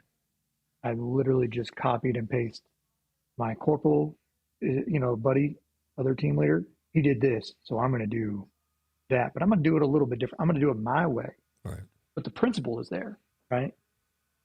Emulation is the highest flattery, I think, because if my Marines act anything like me, and when they're first armed or gunny, oh God, you know, like that's so grand. right. I can't even put it into words. But yeah, I think you're spot on. It, if if we're talking military, yeah, then you have so many people to take after. You have so much variety to pick and choose from that as a drill instructor, that's exactly what you're taught at DI school is you're just going to do what that guy's doing. Follow him around. Right. If you're the new guy on the team and you got a senior green belt who's on a second cycle, just follow him. Do exactly what he does until you figure it out for yourself. That's the fastest way to probably learn. But you have to get out there. You Yeah, have to and want do it it. You have to do it. and do it. But again, You can't be there's you can't be varying. afraid to fail. Right, there's You know. varying. But again, I've always been a confident leader. I tell the story that my mom told me about being a confident little kid. She said, Mm. my father's mother, her parents were from Ireland and they spoke Gaelic, right, which is the native language of Ireland. And she said, your grandma had a nickname for you. I said, what was it? She said she would call you Gashgia. I said, what is that? She said, well, I guess it means in Gaelic, one who has a high opinion of himself. So, Yeah, yeah, and I think about that. It's like the things you want to give your kids, right? Confidence, right? yeah. Passion, confidence, all the things you can't give them, right? Hmm. Where does that come from? I don't know. Like you growing up the way you grow up, yet pointing yourself towards Marine Corps. JC, growing up, in the home of drug addicts, but he points himself to someplace better. Where does that compass heading come from? I wish I knew. But there's also Yeah. people who become leaders who don't come from that background, right? And I call it being kindergarten smart. And I was talking to Jason about this. So when you go to kindergarten, who's the smartest kid in kindergarten for the first month? The kid who flunked, right? So what do? You follow that dumbass around, right? And you get till you suck all his knowledge out, which will take about 2 weeks, right? Right. And then you kick his shit to the curb, and then you go on with life. But for those 2 weeks, he knows where the graham crackers are. He knows where the milk comes. Mm-hmm. He knows where the blocks and triangles are. He knows where we get in line. Dude's a genius. And so if you just remember that lesson, right? And it's really the same thing when you're not comfortable. Copy the good people. Just do what they do until you begin to relax and then make it your own and then go do good things. But always, in my opinion, always be cognizant of who the good leaders are and then just borrow their shit all over the place, you know? Oh, absolutely. And again, I say that because not everybody's comfortable being a leader, you know, and I can imagine if you're not comfortable, there's times that it's terrifying. And my advice is, you know, copy the good leaders you see that you want to emulate. I want to be like that. I want to be like her. I want to be like him. I want to do that. And that gets you to a baseline. Mm-hmm. But I would tell you this, or let me ask you a question. The whole giving a shit piece of it, you know, in General Furness's logical syllogism, better human being, better Marine, more lethal warfighter, more lethal warfighting organizations, but make no mistake, it starts with them as a human being, not with them at their pro-cons. Talk to me, how did you learn that? It sounds like, did you learn that on the drill field dealing with so many different people and so many different buttons to hit? How did you come to that conclusion? Because it is very much the way I saw you lead. Well, I mean, I think to kind of go back to what JC said in his podcast, you can teach a man a lot of things, but you can't teach him to give a shit. Right. At the end of the day, it's got to be self-driven. And if the question is, at what point did I give a shit? Well, let me refine that. At what point? Because again, leader of Marines, right? And then we all have these stereotypes in it. And then you talked about listening to me, and then how that changed your leadership style, and that the experience you had got deeper and deeper and deeper as you had deeper relationships with them. So, did you learn it from me? Did you know it before? Because it sounds like you're doing the leader thing, but it wasn't. It got put on steroids after you crossed paths with me. Absolutely. I gave a shit. Don't get me wrong. Right. I just kind of had blinders on. You know, I gave a shit after being told you're going to Iraq at 18, 19 and filling out a will for yourself and deciding what flowers and music you want at your own funeral. You realize it gets real quick. What right? kind of And your flowers? roommate, What kind of flowers did you want? oh, I don't remember now. And I think what was the music? the music was, I'll be honest, it was a Tupac song No shit. and a country song that I cannot remember the name. But it basically, I wrote in that thing, I want you to have a party, and I want there to be a keg, and I want to be cremated, and I don't really give a shit if you do a viewing. I just want there to be lots of beer and a good time. Celebrate the fact that I died doing what I wanted. You know what I'm saying? Uh, but it got real for me. But I always cared. I've always been, and my parents, I think would agree with this. Is I've always given a shit about the people around me. I've always been kind of a heartfelt person, and so once I got to being a leader and realizing that I buried a Marine. I've been to multiple memorials, but I buried a Marine after my one and only MEU deployment. that I feel like I could have averted if I cared a little bit more. I cared. You'll never convince me otherwise, but you'll also never convince me that I didn't give every opportunity to save his life. And he died in a motorcycle accident. He was not the guy who should have owned a motorcycle. And it was well hidden that he had the motorcycle or had access to it. And he hid it from me. And I know that I don't want anyone else. I never, that it was one of the biggest things I tell my Marines, whether it was the lowest Lance Corporal or PFC to the highest Sergeant Major.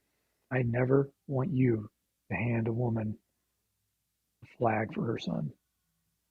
That was the hardest thing for me, and it truly cemented how much I had more to go as far as caring for my Marines, And what I was dealing with was that guilt.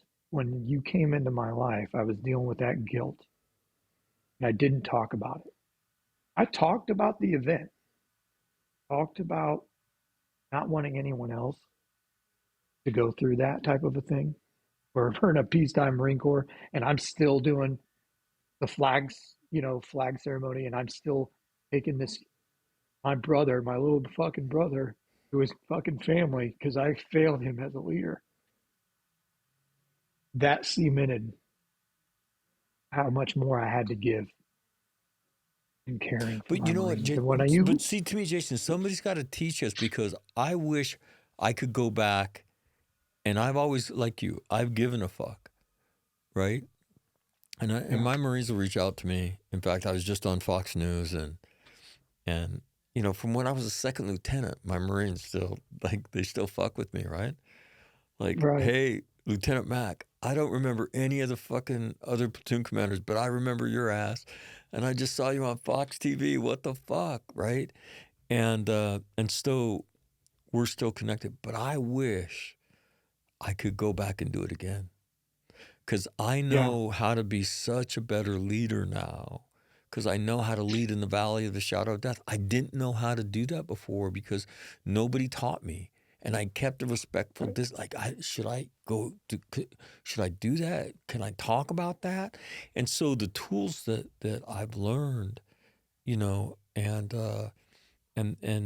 how to open doors and how to make them feel comfortable.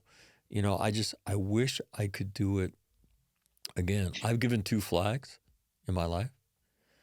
Talk about a below average experience, right? Oh God, the worst. I gave them both to the same woman, if you can imagine that. So I can't. 4 years apart. 4 years apart. Her name's Shar Pape, and we're now friends. And her oldest son was killed in a motorcycle accident.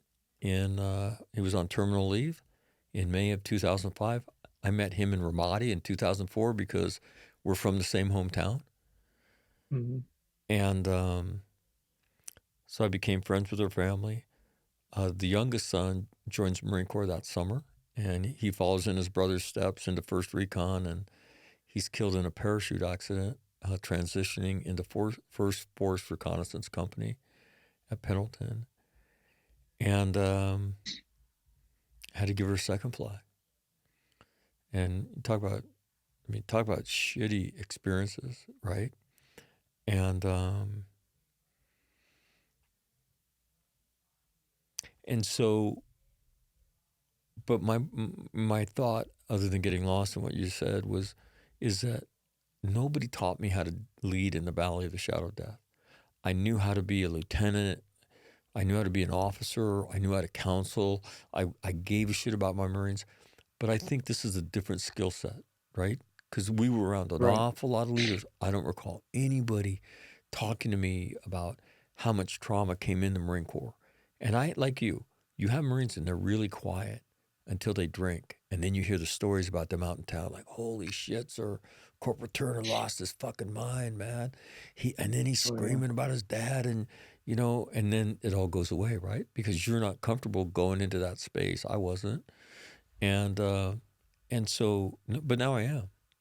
No, I am. And so you talk about living a deep life. And here's the thing. In the old Marine Corps, like the thing that I say that gets people's attention and opens the door for me to change their life is something my fucking high school educated gunny taught me. You're never going to get over this. When you struggle, all that means is that you're fucking normal. There's nothing wrong with you, and you can still live a great life. My high school educated company fucking gunny.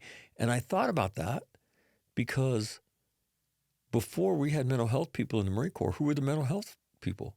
Our staff NCOs.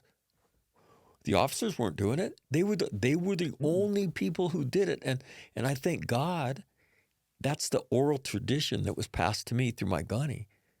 Because when I said, where the fuck did you get that? He said, Vietnam guys gave it to me. And then I'm going to publish an interview I did with him. He's a corporal in Echo 29, and they're deployed to Okinawa in 1978 or 79. And they're at an old, what was a mock fire base in the northern training area. And they're doing patrols out of this base, this mock fire base that they used to use to get ready to go to Vietnam. And he sees this gunny walking by, and he's sitting with another gunny, and he says, "Hey gunny, what's his deal? He's always drunk when we get off work and he goes and gets a 12-pack, and he goes and gets drunk." And he says, "Well, he was in Vietnam a lot." And he said, "Oh," and then that's when the gunny he's sitting next to looks at him, and you can imagine. Fucking Okinawa, right? Northern training area, probably sitting on a whole bunch of sandbags, watching the world go by, shooting the shit with a gunny. And the gunny looks at him and says, "You know you never get over that shit, right?" And he said, I looked at him and said, "You don't?" He said, "No, never." And so that advice has changed so many fucking lives.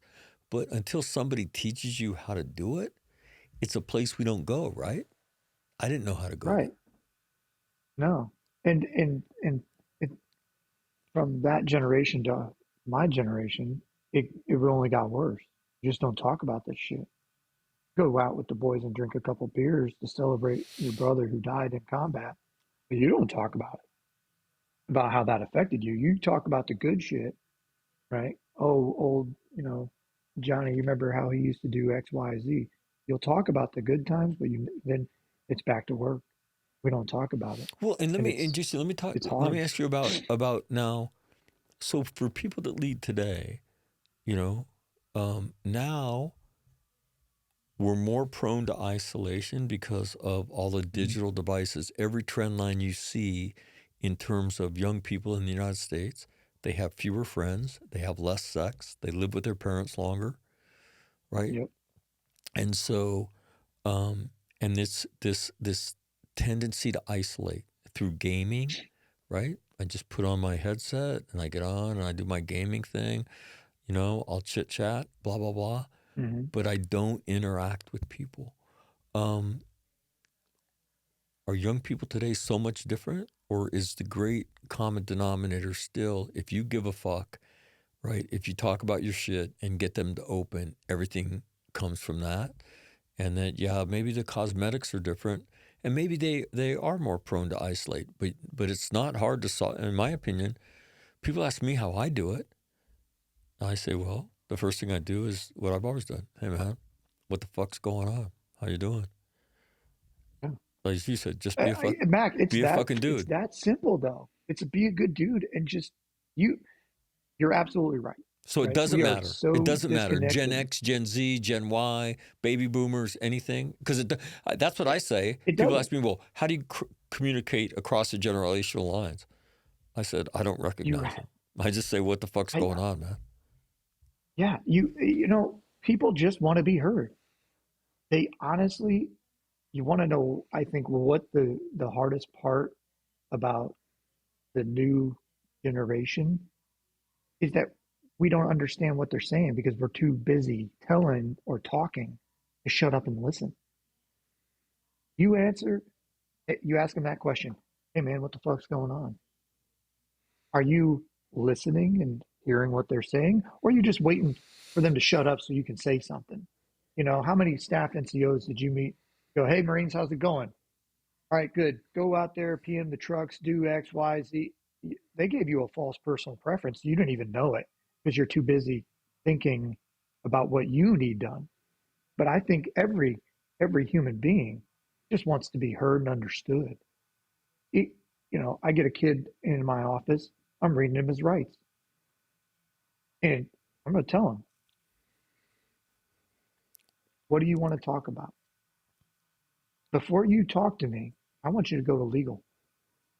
But I want you to know this: I'm not your enemy. I honestly do want to know what's going on. If you want to talk about it, let's talk about it. It could be any situation. Like I said, I could be reading them in their rights before an NJP. I could be talking, at a new join brief. But I listen. I want to hear. I want to understand them. And I think that, is in a nutshell, is what paves the way for leadership. How many kids are getting cyberbullied? Why are they being cyberbullied? Because they're on Facebook and Instagram and all these other shit, putting their feels out there because they want to be heard and understood. That's really what it is. They're isolating themselves, but still putting out the feelers. Like, I want to be heard and understood, which then gives random people the opportunity to capitalize on what they're putting out. When really, I mean, a one-to-one conversation, what they're really looking for. But if they're not getting that because everybody's on their phone like all the time, then you're going to have those issues. So it's not a generational thing, I don't think. I mean, look, you and I, you've had dinner with my family. You've talked to my daughters. Did you walk away feeling like they weren't listening to you? No. Or no, that no. you're right. And did they feel like you weren't the coolest dude in the freaking house at the time? They're my oldest is out on her own now. And I told her, yeah, I'm getting ready to go talk to Mac. Oh, is that the gentleman that came to visit us in Okinawa? I was like, yeah. Oh man, he's really cool. Like, I felt like he really understood what I was saying. Right. So here you are, Mac, and I'm not going to put your age out there, but you're talking to two different generations in my household alone Right. that felt understood and heard, and we could have a conversation. That is not a generational thing. That's just a human thing. And everyone, regardless of age or background, just wants to be heard. As a leader, your biggest skill is shutting the fuck up and listening. Because as soon as you open the door, they will talk. I used to teach my drill instructor. I ran a senior drill instructor course and a chief drill instructor course at DI school. And I used to tell them, you guys get in your own damn way. You're worried about kids, alligating or not telling you when something's going on the platoon because you're too busy talking. If a kid comes into your office and you're immediately peppering them, right? They're going to be scared to talk to you. But if you just go, hey, what's up, man? You want a cold water? You want a Snickers bar? Have a seat. What's going on? What can I do for you today? And then shut the fuck up. Boy, you'll know everything in that platoon. You'll know exactly where the peanut butter packets are. You'll know who's writing letters in the rack at night. It's so simple. They just want to be heard. They want to talk. When I talk about what opens that door, and I'm with you, right? You telling part of your story, right? Whatever that is, to get them. Once you do that, and they think that they can talk to you. It's the way magical. Marines are, they will come in and they will vomit their shit all over you. All over. And so that's why I tell, especially staff and COs, look, man, they want to talk to you, right? Mm-hmm. You just got to create the conditions for them to be able to do that. And that is, look, you've got to talk about some of your own life and let them know, like, hey, before we talk about you, let me tell you about me. I grew up here. You know, my mom and dad were divorced, fucked me up. You know, I was a fucking crazy kid. And then I joined the Marine Corps and I get my life changed. And my life changes because of this, and this. And so, look, man, I just want you to know, you come in here, you talk to me about anything. Because I'm just a different version of you. And if I could do this shit, you could do this shit. Now, let's talk about you. And then, so get ready because you're going to get it. Because once they realize they're safe and that you're interested, you then get the fuck out of the way, man. Because they will. It's too easy. They will vomit all over you. I'm not shitting you, Mac. When I say I would have to kick people out of my office, you know, at check-in or whatever, I'm not kidding. My boss would poke his head in and go, "Are you going to be done for this meeting, or should I just go alone?" Because they'll sit there and boy, you know, well, and let me their just cousin's name, right, you know, and everything. and here's what I've learned doing this in particular, what I do now. And I didn't have this perspective as a leader in the Marine Corps, and that's why I love doing this series. You may be the first human being that ever cares about them like that in their life. One of the stories in my book is a Marine, a Lance Corporal I met the first week I ever did post-traumatic winning. His name's Matt Kiker. His uncle murders his aunt when he's a little kid on the side of the house, and they're inside the house. Another uncle gets hit running across a road to get a crack rock. His father commits suicide on the phone with him, his mom, and his brother when he's 9 years old. One of his best friends in middle school hangs himself because his stepmother is abusing him. And then his brother commits suicide when he's right after he joins the Marine Corps. And he goes home to bury him, and he finds out his brother was sleeping with his fiance. And that's why his brother killed himself. And he's telling me this shit, and I'm like, okay, man, look, if you don't want to stay for the class, I get it, but you don't have to make up some bullshit story, right, to get the fuck out of it. Yeah. It's all true. It's all true. And so in doing the audiobook, I just listened to him last night as I was proofing the different chapters. And he said, the way I meet him is that it's on the second or third day I did it. And the audio video guy had seen it. He's a retired staff sergeant, I think, or gunny. And Matt, he told his friends, I'm not staying for another one of these fucked up bullshit classes, man, because all they do is fuck me up. So he's leaving, and he's got tears in his eyes. And the audio video guy, who I should track down, he stops him and says, hey, man, where are you going?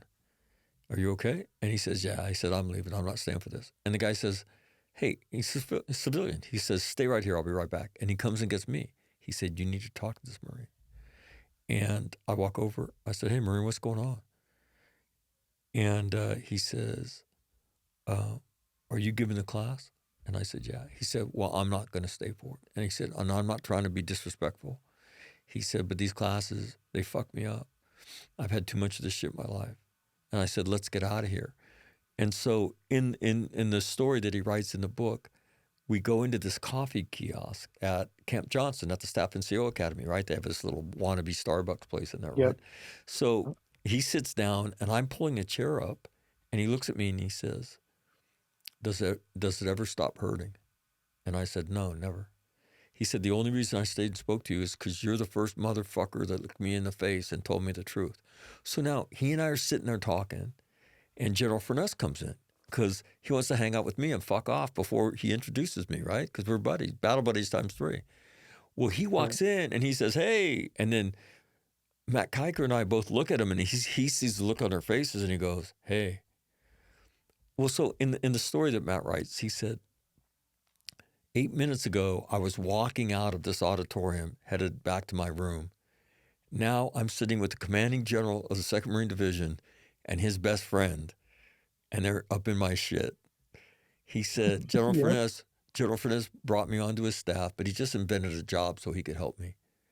He said, he sent me to alcohol rehab. I completed it, and I held up my end of the deal and finished my enlistment. He and Mac would check in on me.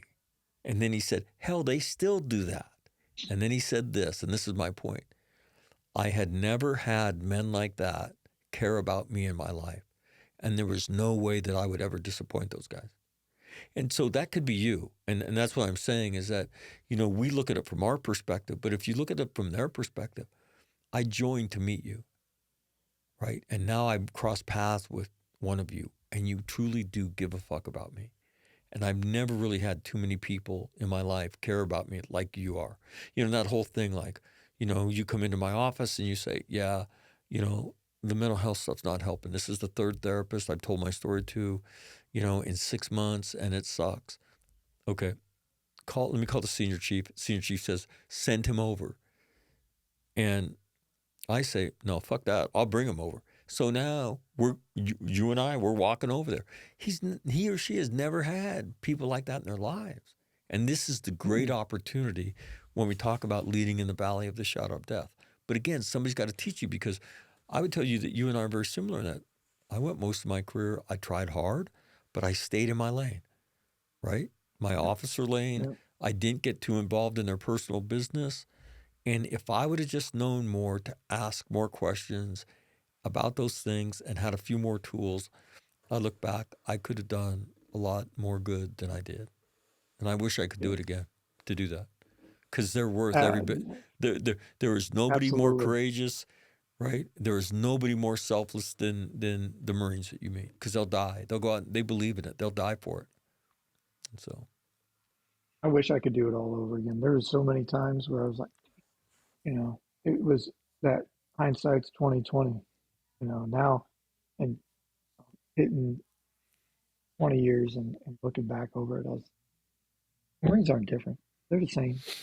The Marines don't really change. Like you said, we all come in. You talk about the statistics. I hit at least 3 of them. I can check 3 of those boxes real fucking easy. In the recruiting, it's the same as it was 20, 30 years ago. It's still looking for the same folks. So it's not the Marines that are any different. It's just, how do you connect with them? And if I could go back, oh my God, with what I know now, it would be a total different ballgame. well, and that's to Totally me one. I mean, I wish the Marine Corps collected data on adverse childhood experiences, and the reason I wish, and again, in recruit training, here's a single sheet of paper, right? I want to know how old you are. I want to know your gender. I want to know your education level. I want to know demographically or ethnically what you are. And then I don't want your name or anything like that. Just check off these things that have impacted your life, throw it in the pile, and leave. And then what we would do is we would take that data and show it to leaders. Hey, in those formations, with all those good-looking uniforms and those short haircuts, this is what's in there. There's a shit ton of child abuse. There's a bunch of child sexual abuse. There's a bunch of domestic violence, alcoholism, drugs, right? That's who you lead. And if you want them to be really good because they want to be good, give a fuck about them, know them, ask them a question, and get out of the way.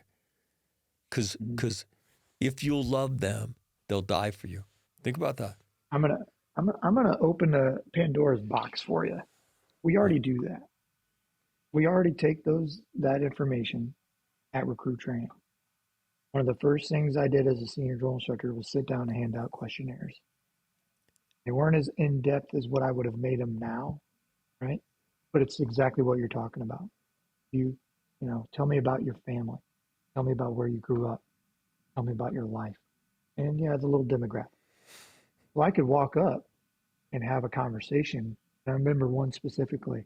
I walked in, it's probably, I don't know, training day 5.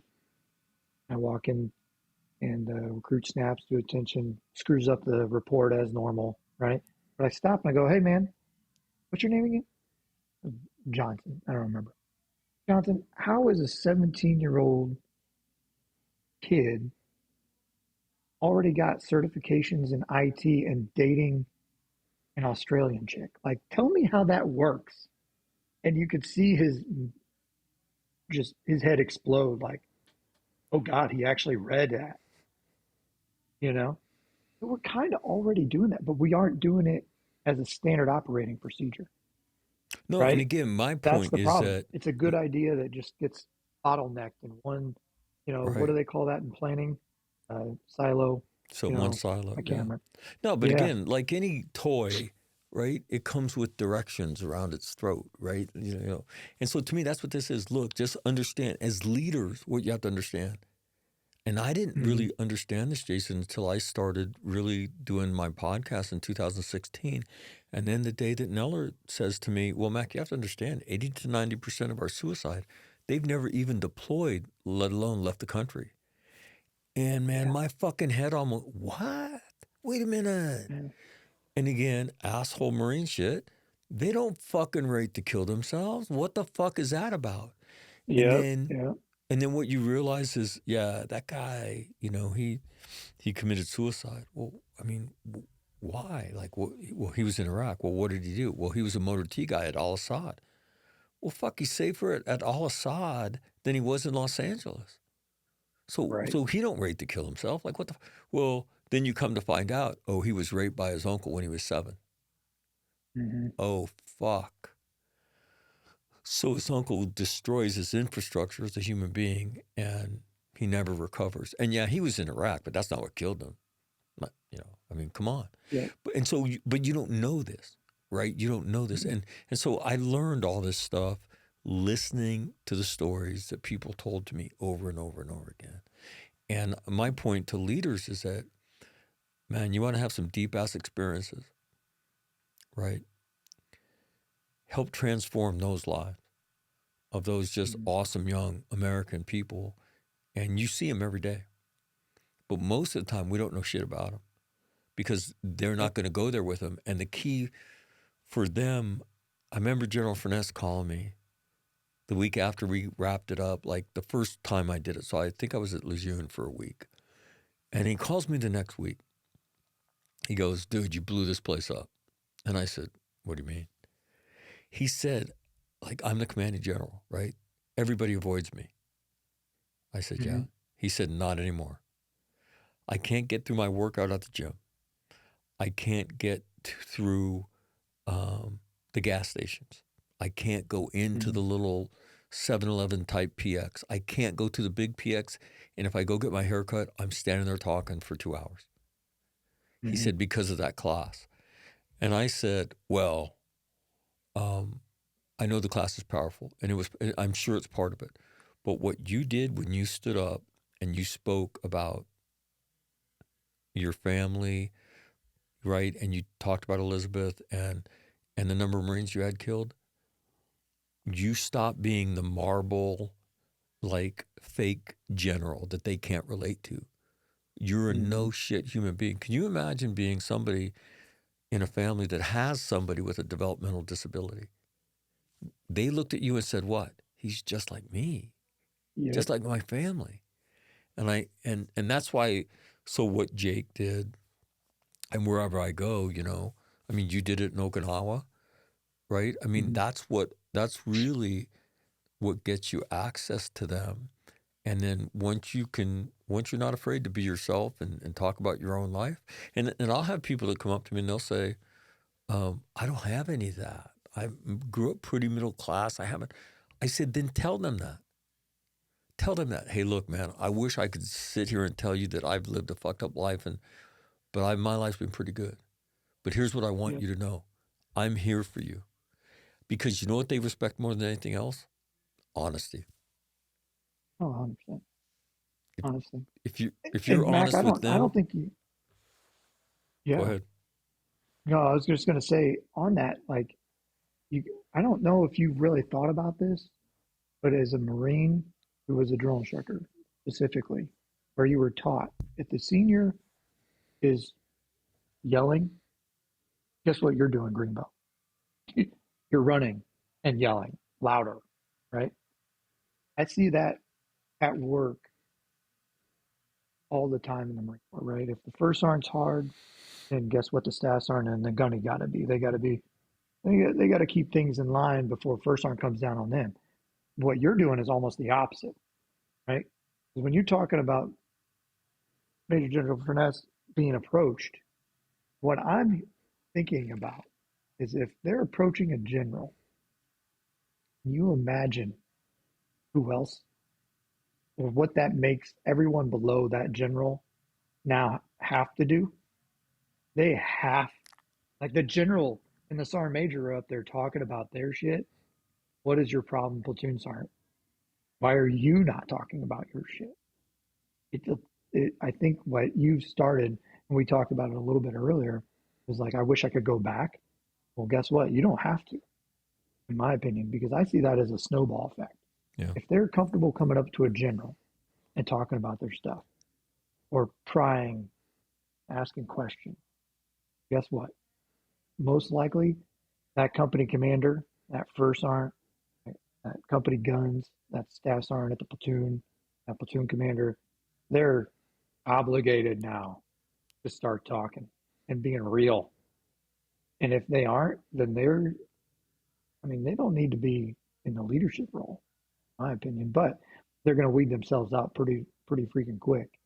You know, it's amazing what your seminar, by just listening to it, you are the first mandatory PME or whatever you want to call it, where I laughed my ass off and I felt like I was talking to Lance Corporal me, you know, like you get I take that as a platform. compliment. Well, and Absolutely, man, you should. because you know me now, but it's deliberately choreographed to do that, right? I mean, it is a Right. precision guided weapon. And, you know, when all the profanity I use, you know, it's done very deliberately. When the doors get closed and it's Marines, I know how to obla, right? I speak the Yeah. language. And so there'll be like in the theater at Camp Lejeune, 2,300 Marines in there. And I know a whole bunch of them are in a bad place. And I may be the guy who resonates with them, and I'm going to speak their language. And part of their language is being fucking funny too, right? And so Right. all the funny shit that I say in that thing, it's all very deliberate choreography, you know, designed to have an impact on them, to get them to see you're not as fucked up as you think you are. This is a normal life experience. You can do every bit of it. And then what I want you to do is help somebody else. And I want you to watch how quickly your life can change. And I'm not talking about in a year. I'm talking about in weeks and months. That you can go from really struggling to living a really, really deep, meaningful, and wonderful life, that journey from trauma to joy. And you can do every bit of it. But it's got to be on a frequency that they receive. And so people will ask me, like, well, what do you say to people that think that the way you do your shit is really fucked up because of all the profanity that you use? I said, what do I think? I say, fuck them. I don't give a fuck what they think. I've watched these motherfuckers die for each Yeah. other. I watched them die for strangers, right? I don't give a fuck what anybody else thinks. And then I started doing it with civilians. Guess what I found out? The same shit is true. The same shit is true. And so to me, it's this, but somebody's got to teach you, because I don't think this is our natural inclination. And even the way the nation, I think what I do, Jason, ought to start as a class in elementary school. And imagine if you could teach children, this is a normal part of life. Your puppy dying, right? Your grandpa dying, and your parents separating. Life gets hard, and this is normal. When it makes you sad, there's nothing wrong with you, but let me teach you what to do when you're sad. I want you to come talk to me or one of your best friends. Talk about it. Next, go be outside. Play outside, because your brain needs physical exercise, and that will help. And then maybe write something down. Write a song, write a poem. You know, and so with children, I did this with first graders, my shit. And you'll laugh when you hear this. And so a guy whose son was in first recon, he was actually, the father was actually a school teacher at board camp Pendleton. He's the superintendent of public schools in Weed, California, got a grant from the state of California to do non-traditional approaches to dealing with trauma. He had heard about me. So he says, would you come up? I said, sure. And so I do this presentation with the faculty on their like admin day, right? And about 6 of them line up afterwards and said, hey, could I talk to you? And I said, sure. And so then he got up and he said, Mac's going to be here for a couple of days. If you want him to talk to your class, just get on the schedule. First class I go talk to is the first graders. And they're all sitting in little chairs, and they're on a mat, and there's 18 of them, and I'm sitting in the little first grade chair, and the teacher introduces me, and I said, "Do you guys know what trauma is?" And this little kid with glasses, of course, right? He puts his hands up, the smart one, and he says, "Well, it's when something bad happens, and you can't forget about it." And I said, "That's exactly what it is." That's deep.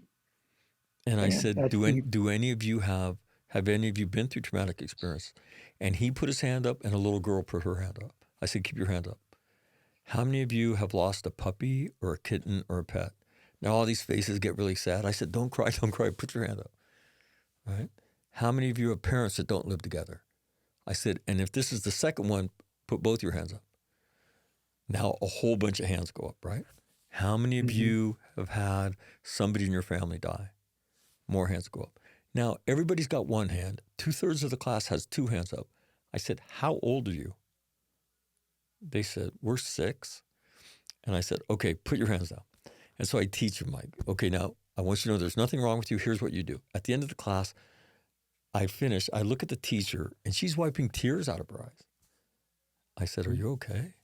And she said, "That was beautiful." She said, "That's why I became a teacher, to do what you just did." She said, "You obviously have a lot of experience with children, right?" She said, "I wondered how you would teach such a complex idea to them." And she said, "It was great." I said, "This is the first time I've ever done it for kids." I said, "But I do it with Marines, so they're not far." And we're the same. I said, "They're not far intellectually removed from these first graders." I said, "So I'm used to like broadcasting on the right frequency." She starts laughing. She goes, "Matt, could you imagine starting with these kids if we could teach them those simple ideas?" This happens. This stuff happens in life. It's not unique, right? Life gets hard. 2, when you struggle, because these things will make you sad, there's nothing wrong with you, and you could still live a great life. I said, "That's why I'm here." She said, "Can you imagine if we started in first grade, what we would have when they left us in 8th grade?" I said, "Crazy, huh? Just normal life skill.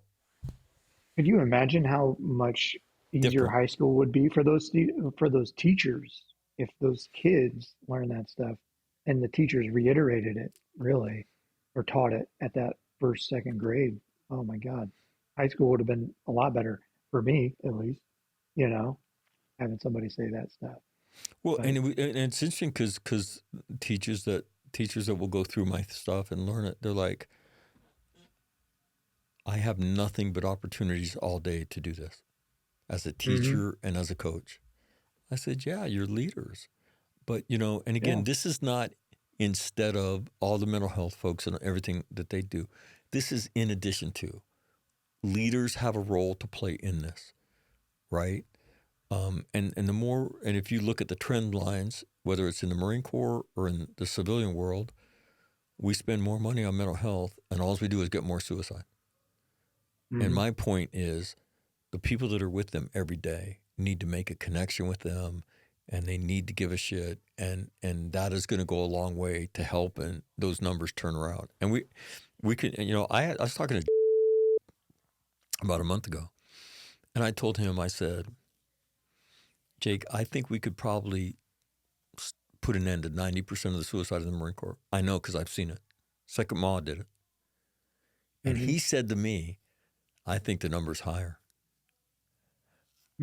He said, "I think it's like 96, 98% of it." I said, "Well, that would coincide with the serious mental illness stuff." He said, "Mac, look," "you're so right about everything you say. It takes one person to make a connection with somebody that makes them feel heard," right? right. Yeah, What you said. yeah, And I said, "Whoa." yeah. He said, "Yeah." He said, "Look," he said, "I've seen it." He said, we just gotta get there." And so I'm hopeful. Jason, what haven't I been smart enough to ask you about leadership that you want people to know? Oh man. I mean, we've talked a lot about, I mean, if you're looking for specific leadership stuff, there's so much that we've already discussed that you could take out. I already feel like I might have imparted some wisdom already, but I mean, Me, at the end of the day, the only thing that we haven't said already, but we've kind of alluded to, is you have to love them. And if you can love your Marines like your own kids, you'll take care of them. And if you can put yourself in that position to feel that way about your Marines, they will take care of you and they will move mountains for you. Right? I give you an example. I have a Marine that worked for me in Okinawa, and I built that bond with her pretty early on in our working relationship, where she understood kind of where I was coming, and I had some background on her. So I knew when I invited you out there, he was going to be in a world of hurt, especially for Lori's story. Mm-hmm. So I sat after I introduced you, I went and sat next to her, and I sat next to her, and as soon as that story was being played, I grabbed her hand and I held it for the entire time, and she squeezed the shit out of it back. And as soon as And she just calmed so down, everybody it knows, was just, the story is about oh, child sexual abuse. yes, Right. yes. She was sexually abused as a child. My Marine had been assaulted, which is not rare. It's sad to say, but it's not So rare. no. But in that moment, that's a case in point of it wasn't inappropriate to go sit next to her and be there to support her when I knew she needed it. And I knew she needed to hear what you were saying. And sure enough, she appreciated it. She thanked me for it. So you really do have to love them like your own kids. She contacted me not long ago, and we're going to go have lunch next week. She's down here in Lejeune. So, you know, I think that's the only thing that it all boils down to is we have to love them as if they were our own kids and treat them, hold them accountable, but we have to let them see us as leaders, as people, and not the old tough guy that doesn't talk about his shit, you know. And that's really, I think, what our entire conversation boiled down to, man. You just gotta Well, love them. hey, one, tell her I said hey. Oh, I Right. will. Yeah, And if I she ever will. You needs know me, exactly who I'm talking about too. yeah. And if Yeah. she ever needs me for any reason, she knows how to find me. But the whole we talked about this, but if you're a leader, fuck tough. Be strong. Strong Mm. talks about their shit. Okay? Yep. That's what strong is. Tough fakes it, right? And I want you as leaders to be strong, right? Strong as leaders, strong in the valley of the shadow of death, strong in life. And in order for you to be strong, you got to talk about your shit. And because Yep. that will beget a strength inside of you that you don't have right now. And that's what I want. And It, I'll tell you what, and Jason is, walking, living, breathing proof of that. you know, and mhm. and and and the stories he's told you, how he became a better leader when he, began to share more of himself with them. And again, it's not an act of weakness because what it does is it gives you access to them. You really want to lead, right? Lead them. In order to lead them, you got to know them, and they've got to grant you access. How do you get access? You knock down those walls, and the way you do that Yeah. is you talk about yourself. And And if you there's no perfect time to do that either, Matt. Right? Like that might be the next question. How do I do it? Okay, I got to talk about myself. When do I do that? There's no perfect time. But I tell you, multiple formations of 340 some odd Marines and sailors standing full circle around me, and I'm crying and I'm talking about my shit is the perfect time. There's no wrong time to open the door. The sooner you do it, the bigger the scale, the more access you will have, and the more confidence your junior. This is what really, you know, my staff sergeants, they should know everything about their Marines, but they don't. Why? Because they're too busy being tough, because the first sergeant's tough or the gunny's tough. But if I open up the door in a formation setting and I'm talking about my shit, guess what? The major's doing it, captain's doing it, The gunny's going to have to fucking do it if he wants to know what's going on with his Marines, because first sergeant's going to find out, and nobody wants first sergeant to find out before the gunny or the staff sergeant, right? But I think you're absolutely right. You got to open the door, and there's no wrong time to do it. Just do it. Get it over with. Pull a scab. Pull No, that and Band-Aid again, off. that's why the General Furness example is such a great one. Here's the commanding general, and the comment from Marines was, I've never seen an officer anywhere close to that rank do anything like that. And all he did was be honest with them. That's all he fucking did. You know, and then again, you know, Marines coming up to a 2-star general at a gas station, in the gym, standing Talk in line. about some balls, bro. But why? So why did they do that? Because that moment was so powerful. And again, that's what courage looks like. Because general officers don't do that, right? But he did. And that's what, you know, and I'm leaning against the wall because I would listen to Furness's introductions, right? So I could criticize them. Like, you know, that introduction sucked, okay? And I have to tell you, you're better than that. You need, mean, they're your friends, right? And I was standing there watching him, and I was so proud, right? It's what I love about my friends, man. They're good dudes, and he was introducing me at the Naval Academy, and Jake was up there with us too. Jake did it too, and before I went on stage, you know, you're standing, you know, alumni hall at the Naval Academy, and you know, most of the brigade is going to be in there, and I said, that's a pretty famous stage. And he said, yeah, Margaret Thatcher, Maya Angelou, presidents, you know, all kinds of people. Yeah. I said, do you think anybody's ever said motherfucker from that stage? And he says, oh no. They're about to. He said, I think you're going to be the first person to do that. I said, well, I don't really want to. They told me that they wanted to see the same version of that I did at 8th and I. And I said, well, you know, the hallowed halls of the Naval Academy. And it was the deputy commandant, a submariner, the most uptight group of human beings on the planet. He said no. And he's a captain by the name of Dave Foreman. Okay? And he said, no, Mac, they said he needs to come to the Naval Academy, but only if he'll do that version of it. And I said, okay. So I said, so Furness looks at me and says, so you're a victim? I said, yes, I'm a victim. But let me just tell you a story about a leader, and that is Dave Foreman, who's getting ready to retire. He's still at the Naval Academy. I think he's kind of treading water right before he retires, but he was the deputy commandant. A year ago, he calls me.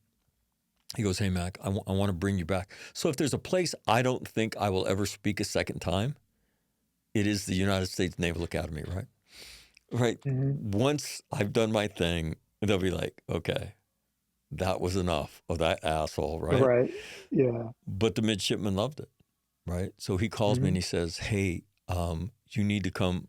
I'm trying to bring you back, blah, blah, blah, blah, blah. And I said, get the fuck out of town. He said, no. He said, but I'm getting a fair amount of pushback. I said, you think? He said, so you might have to massage. I said, look, I offered to do that last time. Do you remember the conversation when I said that? And who said no, do the same version that you did at 8? And he starts laughing. He goes, I forgot about that. I said, yeah, so I can do what I'm supposed to do, and they won't hate me as much. I said, but I'm not going to eliminate it. And when he introduced me that day, his mother was there. And in front of the whole brigade, I looked down and said, your son's a leader, because it's really easy not to invite me back. But what he just said, the powerful message that everybody's going to hear this morning, is really important. I said, but I want everybody to know that's what a leader does. They stand up and they do the right thing no matter what. And we've got too many people that stick their finger up and see which way the wind's blowing before they decide what to do. Don't do that. Do the right thing. And if at some point they tell you to go home, go the fuck home. And then start another part of a great life. Don't kneel or genuflect to anybody, because you won't go near the truth because it's too inconvenient. And so, a good story. Well, first of all, man, thank you so much for taking the time to do this today. I didn't think this would go this long, but this has been a pretty easy conversation to have. And Yeah, I'm yeah, I'm blessed and honored to be a part of it, you know. no, and at some And point, I'm going to get a few of us together and we'll kind of round table it and I'll pick a topic and we might get you and JC and who knows who else, but again, what I hope is this is helpful to young leaders. What is yeah, it to be a good leader? How do you do it? What do you do? And so with some of the coordinating instructions. So Jason, man, thank you very, very much for doing this and happy birthday, Semper Fidelis. hey, happy birthday. Semper Fi, brother. I appreciate it. Hopefully I lived up to some of the hype and whatever you're going to say in the intro. Yeah, you're right. Hopefully you did. All right, man. Thank you. All right, brother. That is Jason McKinley, 1st Sergeant type, United States Marine Corps, retired. Yeah, he came up to me at Cherry Point after I forgot about that, after I got done speaking. And, some of the awesome experiences I've had. And you meet somebody like that who's just such a great guy. And then you get a chance to do work with him later on. And that was awesome too. And then you see him doing nothing but taking these leadership ideas on board and even doing greater things with them. So my thanks to him for coming on. And with that, thank you most of all for listening. This has been long. I didn't intend for it to go this long, but it was an awesome conversation. And again, if I can help anybody out there, please don't hesitate. You know how to get a hold of me, so don't be afraid. But the most important thing is you will lead every day in the valley of the shadow of death. And deep, profound experiences are to be found there as a leader. And so get after it. On that note, have a great day. Until next time, my name's Mac. I'm out.